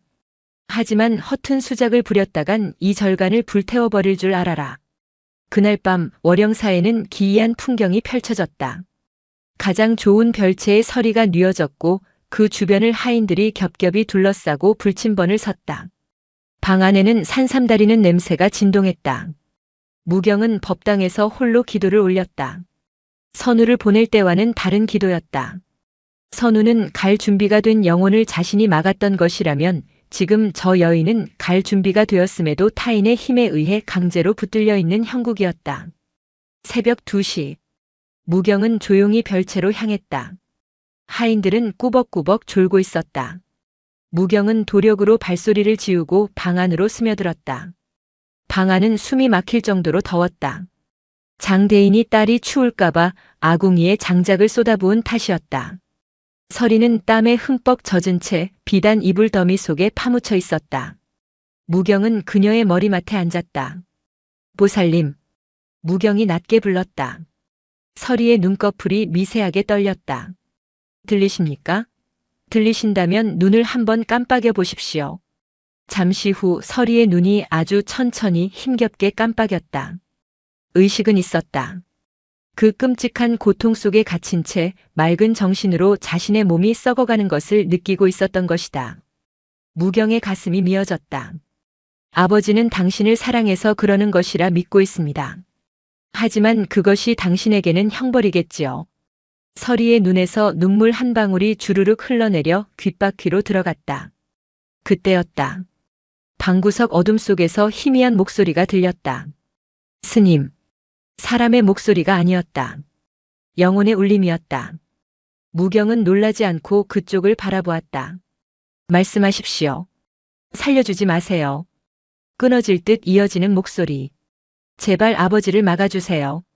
저는 너무 아파요. 온몸이 불에 타는 것 같아요.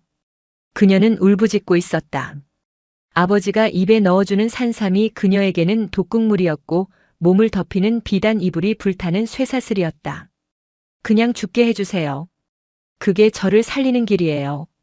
무경은 서리의 손을 잡았다. 앙상한 손가락에는 금반지가 3개나 끼워져 있었다. 그 무거운 금부치가 그녀의 손가락을 짓누르고 있었다.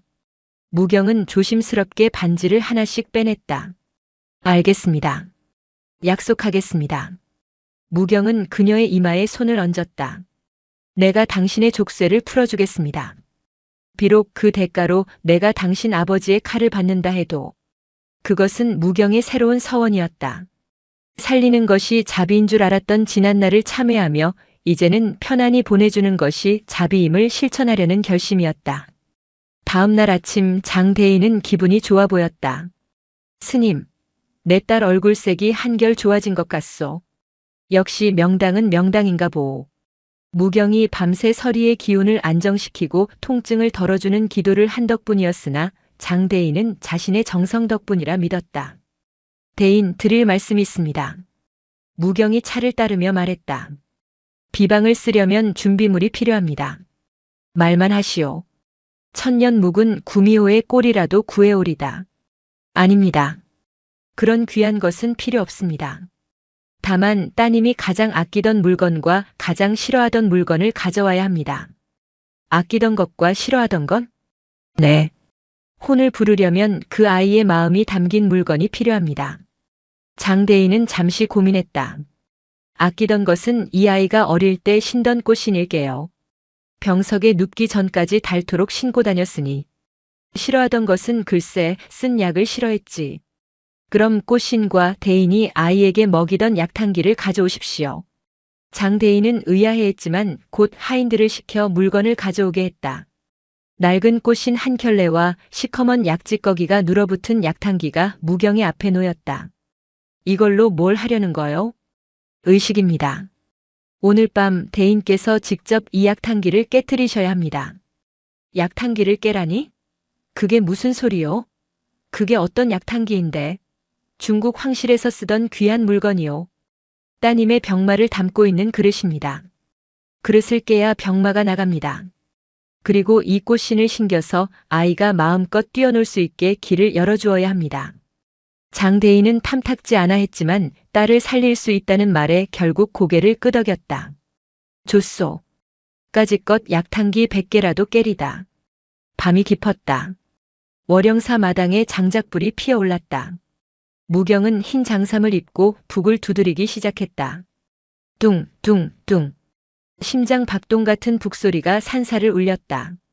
장대인은 약탕기를 들고 비장한 표정으로 서 있었다. 서리는 휠체어 대신 마루에 눕혀진 채 흐릿한 눈으로 불꽃을 바라보고 있었다. 무경이 춤을 추듯 북을 치며 주문을 외웠다. 맺힌 것은 풀고 묶인 것은 끊어라. 억지로 이은 명줄은 썩은 동아줄이니 놓는 것이 곧 사는 것이다. 무경의 목소리가 점점 고조되었다. 대인, 지금입니다. 약탕기를 바위에 내리치십시오. 장대인은 눈을 질끈 감고 약탕기를 바위에 힘껏 내리쳤다. 와장창. 날카로운 파열음과 함께 검은 약탕기가 산산조각 났다. 그 순간 기이한 일이 벌어졌다. 마루에 누워있던 서리의 입에서 검은 연기 같은 것이 훅 하고 뿜어져 나왔다. 그것은 비명 같기도 하고 깊은 탄식 같기도 했다. 장대인은 놀라서 뒷걸음질 쳤다. 저게 뭐요? 내 딸에게서 뭐가 나간 거요? 무경은 북채를 놓고 서리에게 다가갔다. 그리고 미리 준비해둔 꽃신을 그녀의 발에 신겼다. 퉁퉁 부어오른 발에 작고 낡은 꽃신이 겨우 들어갔다. 이제 가십시오. 무경이 속삭였다. 약 그릇은 깨졌고 신발은 신었습니다. 아버지의 허락도 떨어졌으니 뒤도 돌아보지 말고 달리십시오. 서리의 눈이 크게 뜨였다. 마지막 남은 생명의 불꽃이 확 타오르는 순간이었다. 그녀의 시선이 장대인을 향했다. 원망이 아닌 슬픈 작별의 눈빛이었다. 그리고 그녀의 고개가 툭 떨어졌다. 가슴에 오르내림이 멈췄다. 정적이 흘렀다. 장작 타는 소리만이 타닥타닥 들려왔다. 서리야? 장대인이 떨리는 목소리로 불렀다. 그는 다가가 딸의 어깨를 흔들었다. 서리야, 일어나거라. 약탕기도 깼잖느냐. 이제 일어나야지. 대답이 없었다. 늘 따뜻하다 못해 뜨거웠던 딸의 몸이 급속도로 차갑게 식어가고 있었다. 그것은 죽음의 냉기가 아니라 열병에서 해방된 자의 시원함이었다. 이놈. 장대인이 벌떡 일어나 무경을 노려보았다. 내 놈이 무슨 짓을 한 거냐? 살려낸다더니 내 딸을 죽였어. 약탕기를 깨라고 한 게 내 딸의 명줄을 끊으라는 수작이었느냐? 장대인은 옆에 있던 하인의 칼을 뽑아들었다. 이성을 잃은 눈이었다. 죽여버리겠다. 내 딸을 살려내지 못하면 너도 여기서 죽는 거다. 시퍼런 칼날이 무경의 목을 겨누었다. 하인들도 당황하여 말리지 못하고 발만 동동 구를 뿐이었다. 무경은 칼끝을 피하지 않았다. 대인, 따님의 얼굴을 보십시오. 닥쳐라. 안 봐. 죽은 얼굴을 봐서 뭐해. 웃고 있습니다. 무경의 말에 장대인은 멈칫했다.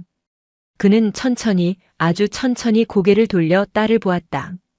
평생 고통으로 일그러져 있던 서리의 얼굴. 미간의 주름, 꽉 깨문 입술. 그 모든 고통의 흔적이 사라져 있었다. 그녀는 편안하게 눈을 감고 있었다. 입가에는 깃털처럼 가벼운 미소가 걸려 있었다.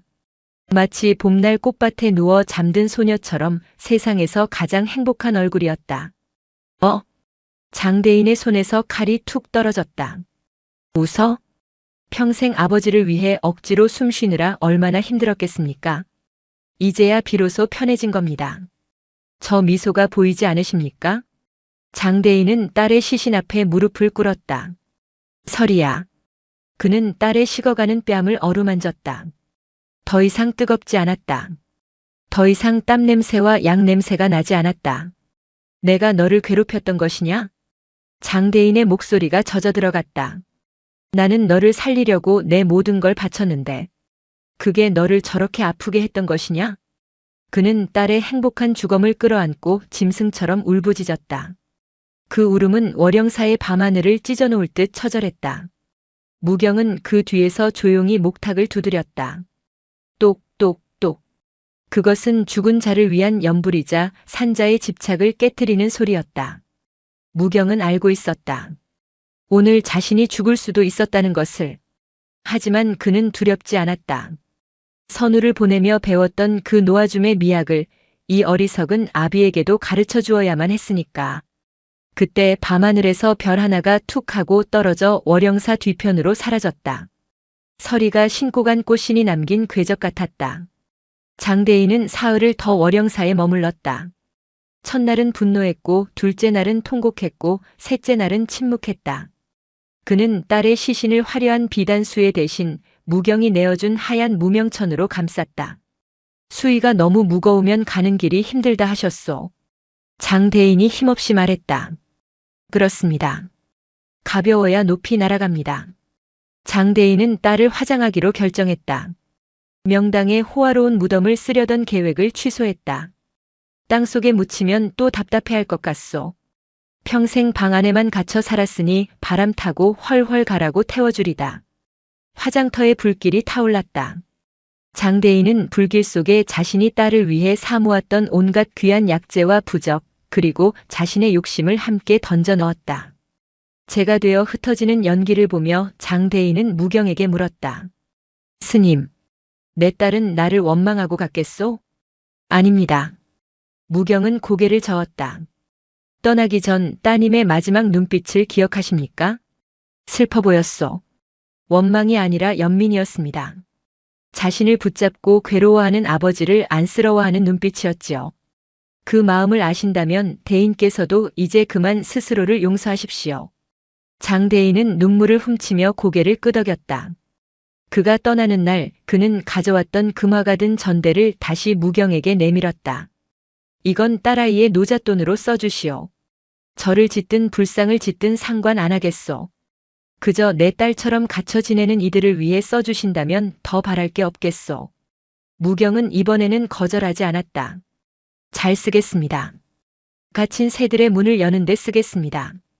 장대인의 행렬이 산 아래로 사라진 뒤 무경은 전대를 열어보았다. 엄청난 거금이었다. 그때 뒤에서 인기척이 났다. 스님, 돈 냄새가 아주 고소합니다. 낯선 목소리였다. 경박하면서도 어딘가 날카로운 구석이 있는 목소리. 무경은 뒤를 돌아보았다. 일주문 기둥에 삐딱하게 기대어 선 사내가 있었다. 승복을 입었으나 걸음걸이는 왈패 같았고 목에는 염주 대신 큼지막한 술병을 걸고 있었다. 나이는 30 중반쯤 되어 보였다. 누구십니까? 지나가던 땡추요. 법명은 만석이라 하오. 사내 만석은 희죽 웃으며 다가왔다. 소문 듣고 왔소다. 여기가 그렇게 용하다면서요? 돈 많은 호구가 돈을 뿌리고 간다는 소문이 자자하던데 떡고물 좀 얻어먹을 수 있나 해서. 무경은 미간을 찌푸렸다. 기운이 묘했다.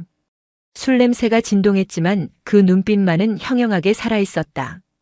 단순한 잡승이 아니었다. 이 돈은 주인이 있습니다. 에이, 부처님 돈의 주인이 어디 있어? 쓰는 놈이 임자지. 만석은 대수롭지 않다는 듯 마당에 털썩 주저앉았다. 그러더니 품에서 꼬질꼬질한 종이 한 장을 꺼내 흔들었다. 그리고 나도 공짜로 달라는 건 아니오. 나도 팔 물건이 있어서 왔지. 무슨 물건입니까? 만석이 종이를 펼쳤다. 몽타주였다. 험상궂게 생긴 사내의 얼굴이 그려져 있었다. 귀신 잡는 스님이라니까 묻겠소. 혹시 이놈 여기서 본 적 없소? 죽었는지 살았는지 귀신이 되어 떠도는지 궁금해서 말이오. 무경은 그림을 들여다보았다. 처음 보는 얼굴이었다. 모르는 얼굴입니다. 그럴 리가. 이놈 분명 이 근방에서 사라졌는데. 만석은 술을 한 모금 들이키고는 의미심장하게 웃었다. 잘 기억해 두시오. 이놈 이름은 칠성이오. 내 동생을 죽이고 튄 놈이지. 내가 이놈 잡으려고 중이 된 놈이거든. 새로운 불씨였다. 생사를 초월한 깨달음을 얻은 무경의 앞에 이번에는 지독한 복수심을 품은 살생 유택의 파괴승이 나타난 것이다. 고요하던 월영사에 다시금 폭풍전야의 바람이 불기 시작했다.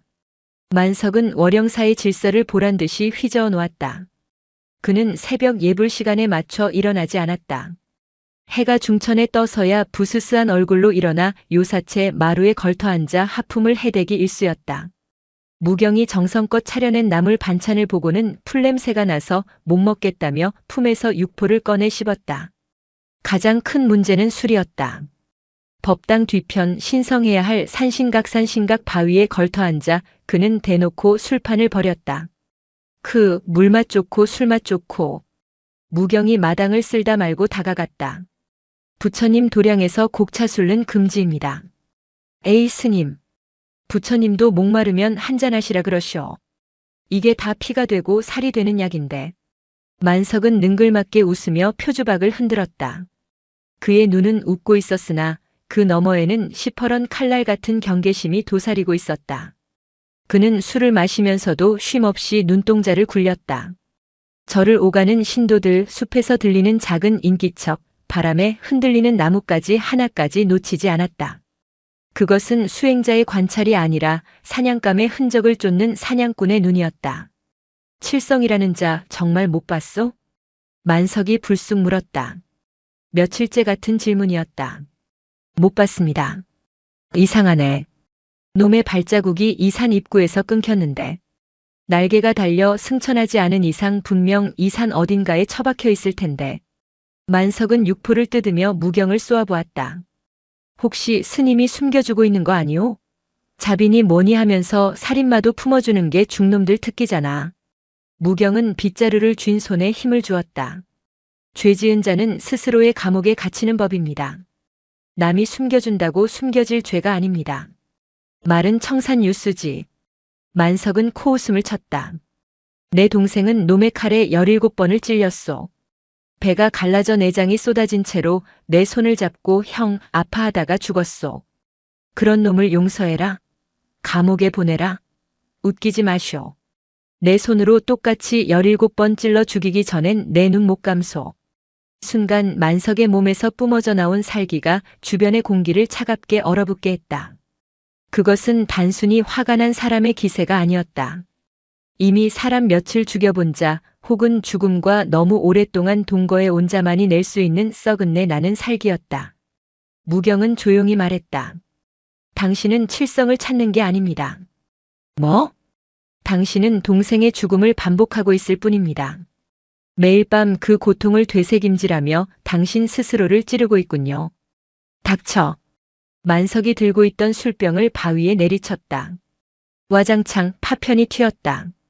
내가 뭘 안다고 짓거려. 가족을 잃어봤어? 눈앞에서 핏덩이가 된 살부치를 안아봤냐고. 무경은 대답하지 않았다. 대신 선우가 머물렀던 빈방 부우남 쪽을 잠시 응시했다. 잃어보았습니다. 잃는 것이 두려워 미친 짓도 해보았습니다. 그래서 압니다. 그 불길이 상대를 태우기 전에 당신을 먼저 죄로 만들 거라는 걸. 무경은 등을 돌려 내려갔다.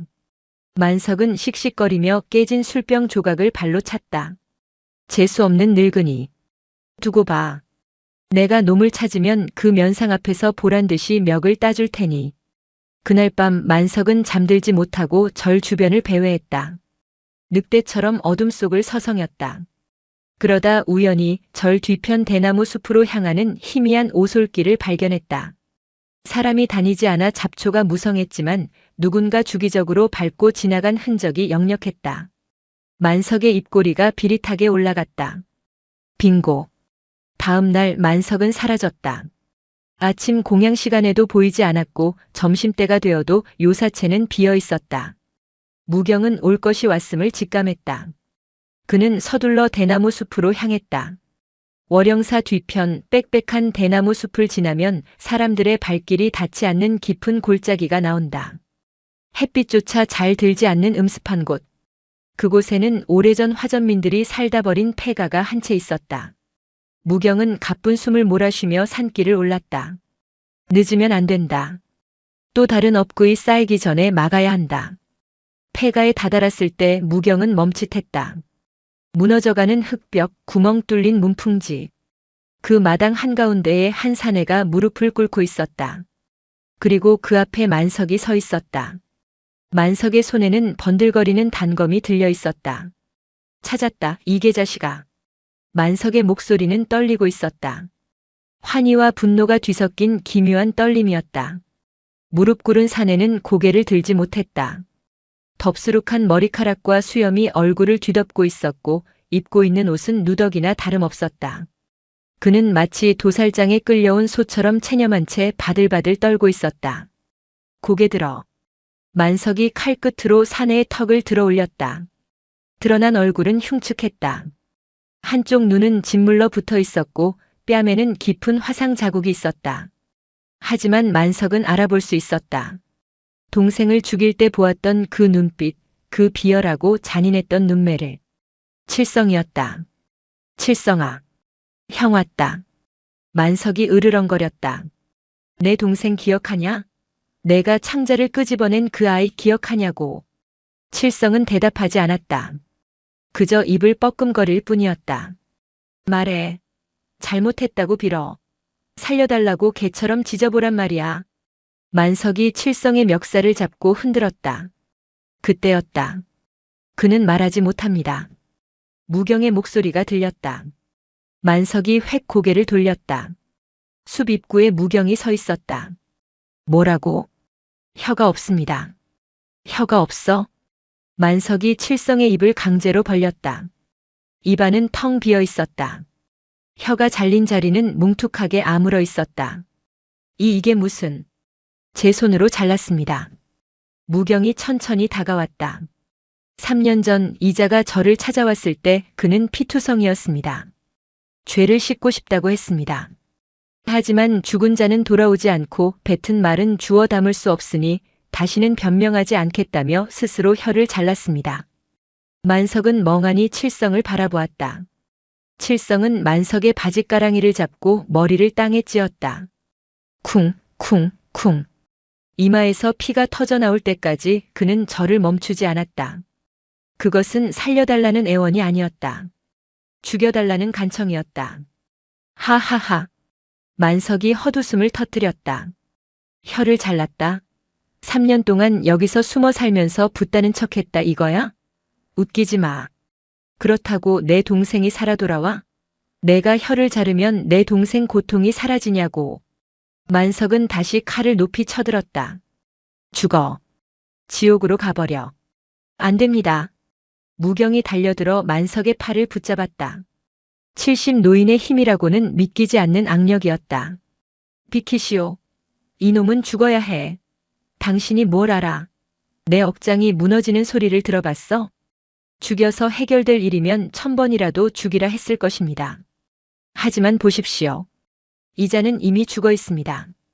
지난 3년간 단 하루도 편히 잠들지 못했습니다. 매일 밤 악몽 속에서 당신 동생에게 난도질당하며 살아왔습니다. 무경은 칠성의 누더기 옷을 들쳤다. 만석의 눈이 커졌다. 칠성의 가슴과 배에는 수많은 자의 흔적이 있었다. 칼로 긋고 돌로 찍은 상처들. 동생이 찔렸던 부위와 정확히 같은 위치에 칠성은 매일같이 고통을 새겨넣고 있었던 것이다. 이것이 사는 것으로 보입니까? 무경이 물었다. 이자는 스스로를 무간지옥에 가두고 형벌을 받고 있는 중입니다. 당신이 칼을 꽂아 편안하게 끝내주는 것이 오히려 자비일지도 모릅니다. 정말 복수하고 싶다면 살려서 이 고통을 끝까지 짊어지게 하십시오. 만석의 손이 부들부들 떨렸다. 칼끝이 칠성의 목젖 바로 앞에서 멈췄다. 칠성은 흐느끼고 있었다. 혀가 없는 입에서 짐승 같은 울음소리가 새어나왔다. 으어으어. 만석은 동생의 얼굴을 떠올렸다. 형 아파. 하던 그 마지막 목소리. 그리고 눈앞에 있는 이 괴물 같은 사내의 울음소리. 젠장 젠장. 만석은 칼을 던져버렸다. 그리고 칠성을 향해 주먹을 날렸다. 퍽 소리와 함께 칠성이 나뒹굴었다. 만석은 쓰러진 칠성 위에 올라타 주먹을 휘둘렀다. 왜 그랬어? 왜 죽였어? 왜? 칼 대신 주먹이었다. 사리가 담긴 칼질이 아니라 사무친 한을 토해내는 오열 섞인 매질이었다. 칠성은 반항하지 않고 맞았다. 입안이 터지고 코뼈가 부러져도 그는 피 섞인 미소를 짓고 있었다. 맞을 수 있어서 벌을 받을 수 있어서 다행이라는 듯 한참을 때리던 만석의 주먹이 느려졌다. 결국 그는 칠성의 멱살을 잡은 채 엎드려 통곡했다. 나쁜 새끼 불쌍한 내 동생 보고 싶다. 대나무 숲의 두 사내의 울음소리가 메아리 쳤다. 가해자의 참회와 피해자의 유가족이 뒤엉켜 토해내는 세상에서 가장 슬픈 화음이었다. 무경은 그들 곁에 서서 합장했다. 바람이 대나무 잎을 스치며 서걱거리는 소리를 냈다. 마치 씻김굿을 하는 무녀의 방울 소리처럼. 그날 이후 월영사에는 기묘한 동거가 시작되었다. 만석은 떠나지 않았다. 그렇다고 승복을 입고 점잖게 수행을 하는 것도 아니었다. 그는 여전히 술을 마셨고 거친 말을 썼다. 하지만 칼은 버렸다. 대신 그는 매일 아침 폐가로 올라갔다. 야 임마. 밥 처먹어. 만석은 주먹밥 덩어리를 칠성에게 던져주었다. 칠성은 퉁퉁 부은 얼굴로 주먹밥을 받아 먹었다. 꼭꼭 씹어 먹어라. 체해서 죽으면 내 손에 죽는 거 아니니까 무효다. 만석은 칠성이 밥을 먹는 동안 옆에 앉아 욕을 퍼부었다. 너 같은 놈은 똥통에 빠져 죽어야 해. 내가 숨 쉬는 공기가 아깝다. 저주는 계속되었지만 밥은 끊기지 않았다. 무경은 그 모습을 묵묵히 지켜보았다. 그것은 용서가 아니었다. 그렇다고 복수도 아니었다. 그것은 애도의 과정이었다. 만석은 칠성을 살려둠으로써 동생의 죽음을 확인하고 있었고 칠성은 만석의 욕을 들음으로써 죄의 무게를 확인하고 있었다. 비가 내리는 어느 날이었다.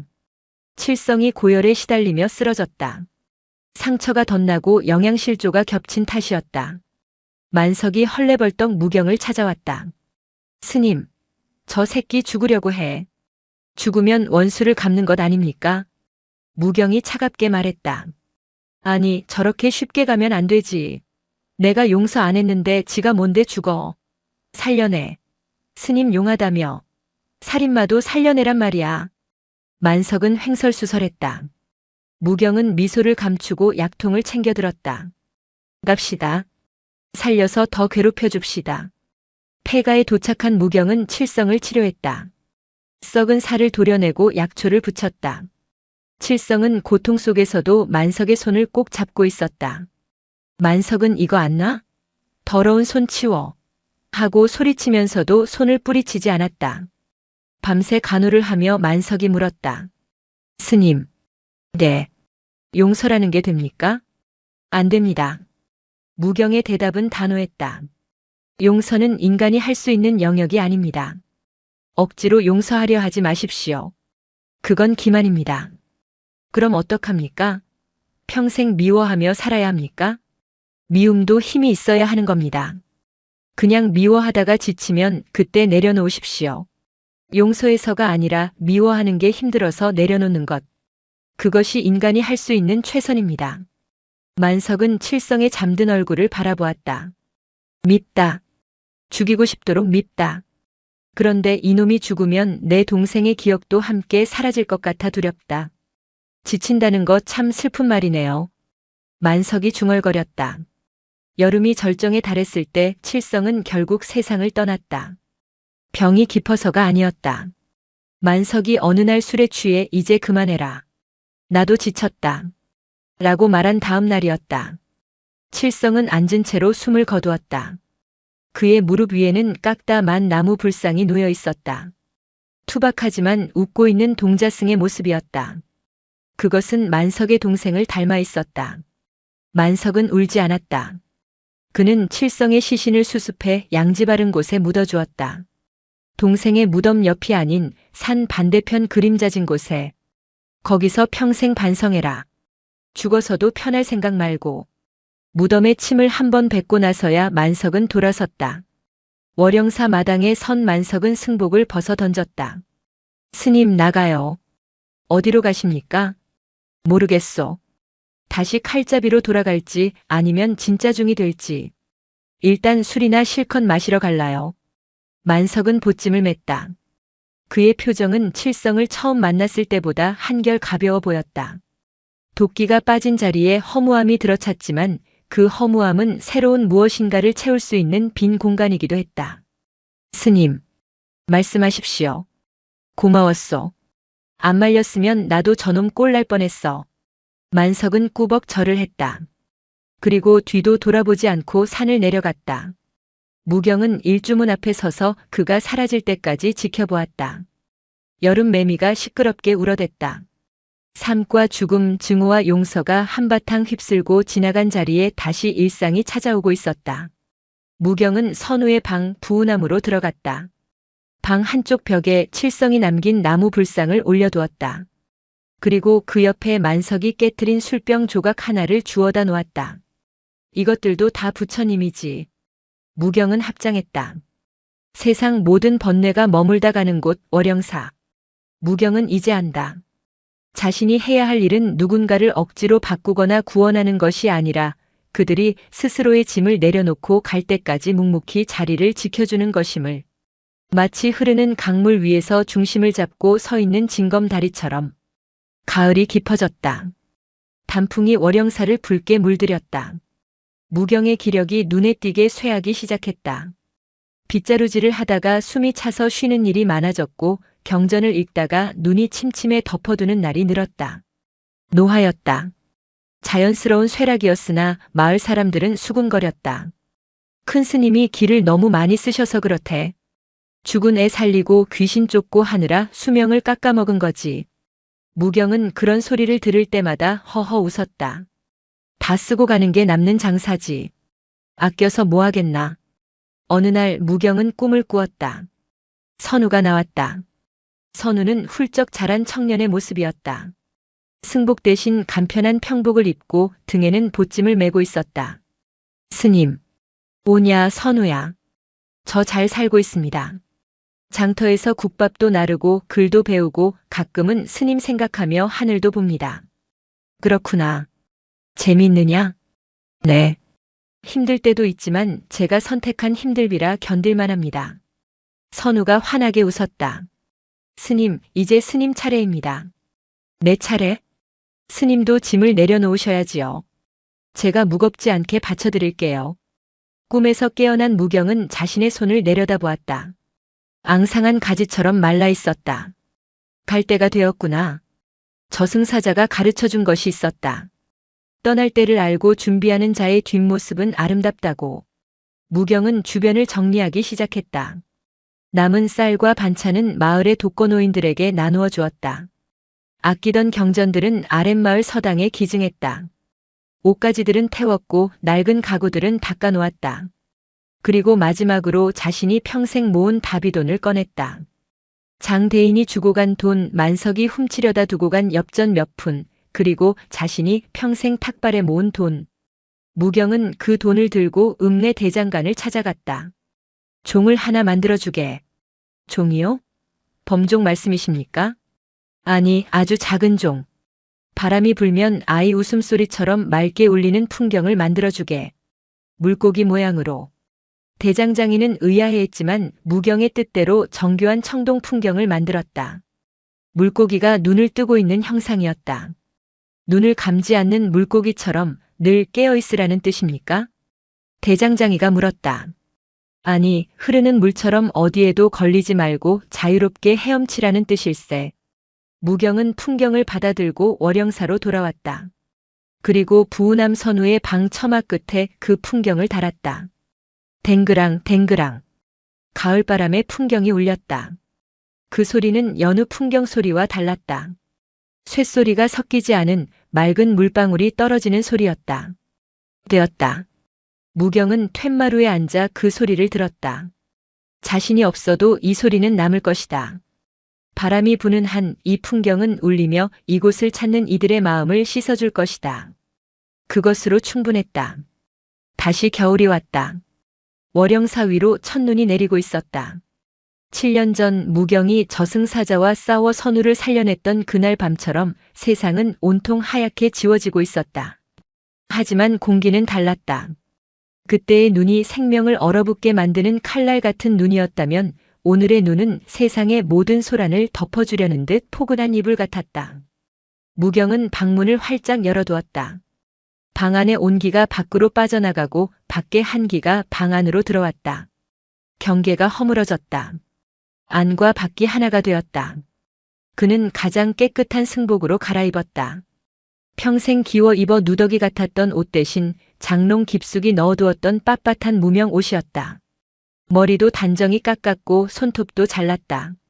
먼 길을 떠나는 사람의 채비가 아니라 아주 귀한 손님을 맞이하는 주인의 채비였다. 무경은 방석 위에 정좌했다. 허리를 곧게 펴고 시선은 마당 끝에 매달린 풍경을 향했다. 댕그랑 댕그랑. 눈보라 속에서도 물고기 풍경은 맑게 울었다. 그 소리가 무경의 귓가에는 선우의 웃음소리로 들렸다가 장대인 딸의 편안한 숨소리로 들렸다가 칠성의 흐느끼는 참외 소리로 들리기도 했다. 다들 잘 가고 있구나. 무경의 입가에 옅은 미소가 번졌다. 그때였다. 마당에 눈이 내리는 속도가 느려졌다. 아니, 시간이 멈춘 듯 눈송이가 허공에 정지했다. 익숙한 그림자가 마당에 내려앉았다. 검은 갓 검은 도포. 하지만 이번에는 얼굴이 보였다. 흉측한 해골도 무서운 악귀도 아니었다. 그저 무표정한 그러나 깊은 눈을 가진 중년 사내의 얼굴이었다. 저승사자였다. 그는 신발을 신은 채 툇마루로 올라오지 않았다. 마당 한가운데 서서 무경을 바라보았다. 오래 기다리게 했소? 그의 목소리는 눈 내리는 소리처럼 사각거렸다. 아니요. 딱 알맞게 왔소. 차라도 한 잔 내오고 싶지만 물 끓일 기운이 없구려. 괜찮소. 이승의 차는 이제 입에 맞지 않을 것이요. 저승사자가 천천히 다가왔다. 무경은 그를 보며 물었다. 이번에도 싸우러 왔소? 아니요. 이번에는 모시러 왔소. 저승사자는 무경의 방문 앞까지 와서 멈췄다. 7년 전 그날 당신은 내게서 아이를 뺏었다고 생각했겠지. 하지만 나는 뺏긴 게 아니었소. 그저 순서를 조금 양보했을 뿐. 알고 있소. 덕분에 나는 덤으로 얻은 7년을 참 맛있게 살았소. 쓰고 떨고 때론 달콤했지. 무경은 자신의 가슴에 손을 얹었다. 심장이 아주 느리게 마치 꺼져가는 등불처럼 가물거리고 있었다. 두렵지 않았다. 오히려 그 박동이 자장가처럼 편안했다. 사자 양반, 하나만 묻읍시다. 말하시오. 내가 가면 나는 없어지는 거요? 저승사자는 처음으로 미소를 지었다. 아주 희미해서 눈치채기 힘들 정도의 미소였다. 눈이 녹으면 물이 되고 물이 증발하면 구름이 되오. 눈이 사라졌다고 해서 그 본질인 물이 사라진 것이오? 형태만 바뀔 뿐이로군. 그렇소. 당신은 늙은 승려의 가죽을 벗고 거대한 우주 그 자체가 되는 것이오. 더 넓어지는 것이지. 그러니 슬퍼할 것도 아쉬워할 것도 없소. 무경은 고개를 끄덕였다. 그거 참 근사한 말이구려. 좁은 방구석을 벗어나 온 산하가 된다니. 무경은 눈을 감았다. 지난 70년의 세월이 주마등처럼 스쳐 지나갔다. 버려진 아이를 안고 젖동량을 다니던 시절, 선우가 처음 아빠 대신 스님이라 불렀을 때의 서운함, 저승사자를 쫓아내고 느꼈던 오만한 희열 그리고 아이를 떠나보내며 느꼈던 사무치는 해방감. 그 모든 것이 하나로 뭉쳐져 찬란한 빛덩어리가 되었다. 선우야. 무경은 마음속으로 아이를 불렀다. 나는 문을 잠그지 않았다. 언제든 바람이 되어 드나들 거라. 무경의 호흡이 잦아들었다. 들숨이 날숨이 되고 그 날숨이 다시 돌아오지 않고 허공으로 흩어졌다. 육신을 지탱하던 마지막 끈이 툭 하고 끊어졌다. 고통은 없었다. 마치 꽉 끼던 신발을 벗어던진 듯한 시원함만이 발끝에서 머리끝까지 차올랐다. 갑시다. 저승사자가 손을 내밀었다. 무경의 영혼이 육신에서 스르르 빠져나왔다. 그는 자신의 늙고 쭈그러진 육신을 내려다보았다. 평생을 함께 해온 도구였다. 고생했다. 잘 썩어서 거름이 되거라. 무경은 육신에게 마지막 인사를 건네고 저승사자의 손을 잡지 않았다. 대신 앞장서서 걸어나갔다. 길은 내가 아오. 내 집 앞마당인데. 무경은 껑충껑충 뛰듯 마당을 가로질렀다. 발자국이 남지 않았다. 그는 일주문을 통과하여 눈 내리는 산속으로 저 광활한 하늘 위로 가볍게 날아올랐다. 월영사에 법당한 무경의 육신은 좌선한 자세 그대로 고요히 멈추었다. 입가에 걸린 미소만이 그가 도달한 곳이 어디인지를 말해주고 있었다. 시간이 흘렀다. 겨울이 가고 다시 봄이 오고 여름이 지나갔다.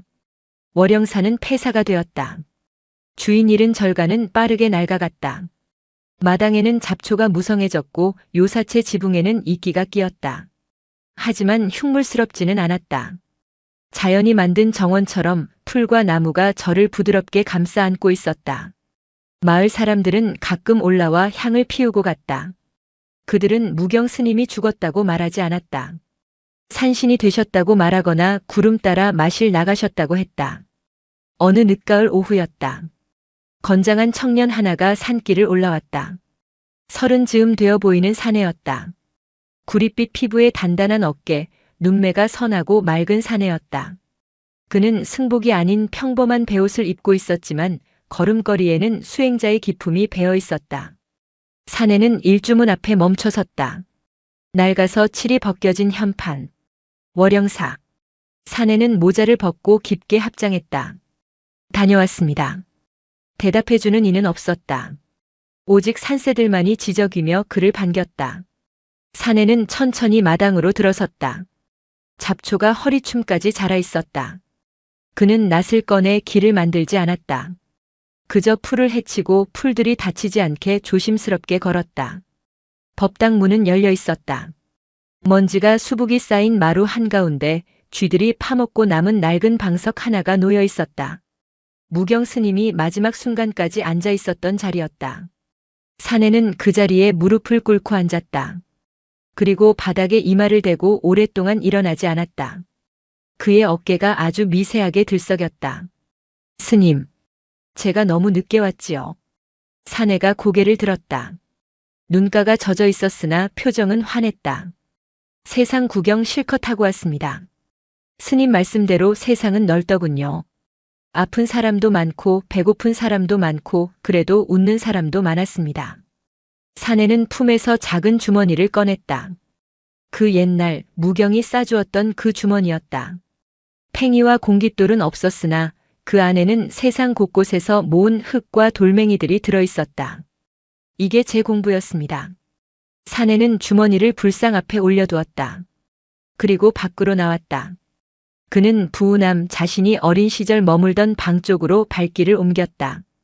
처마 끝에 매달린 물고기 풍경. 녹이 슬어 푸르스름하게 변해 있었지만 물고기의 눈은 여전히 똘망똘망하게 뜨고 있었다. 바람이 불었다. 댕그랑. 풍경 소리가 났다. 예전처럼 맑지는 않았지만 더 깊고 묵직한 울림이었다. 사내는 눈을 감고 그 소리를 들었다. 어서 오너라. 마치 무경 스님의 목소리가 들리는 듯 했다. 밥은 먹었느냐? 내가 결정해라. 환청이었을까 아니면 바람이 전해준 기억이었을까? 사내 선우는 웃었다. 보조개가 깊게 패였다. 스님, 저는 다시 떠날 겁니다. 선우는 배낭을 고쳐맸다. 여기에 머물며 스님을 추억하는 건 스님이 원하시는 게 아니니까요. 이 풍경 소리를 스님의 온기를 세상 사람들에게 나눠주러 가겠습니다. 선우는 뒤를 돌아보았다. 무너져가는 절간. 아무도 없는 빈집. 하지만 그곳은 비어있지 않았다. 햇살이 가득 차 있었고 바람이 머물고 있었고 무경 스님의 거대한 사랑이 기둥마다 스며들어 있었다. 문은 잠그지 않겠습니다. 선우가 말했다. 누구든 와서 쉬었다 가게요.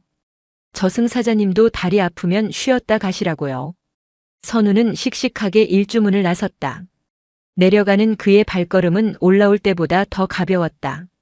그의 등 뒤로 가을바람이 불어와 월영사의 풍경을 다시 한번 흔들었다. 댕그랑. 그 소리는 이별의 인사가 아니었다. 잘 다녀오거라. 하는 영원히 끝나지 않을 배움이었다. 빈 의자 위로 달빛이 쏟아졌다. 그곳에 사랑이 있었다. 영상이 마음에 드셨다면 구독과 좋아요, 댓글 부탁드립니다. 부탁드립니다. 부탁드립니다. 부탁드립니다. 부탁드립니다. 부탁드립니다.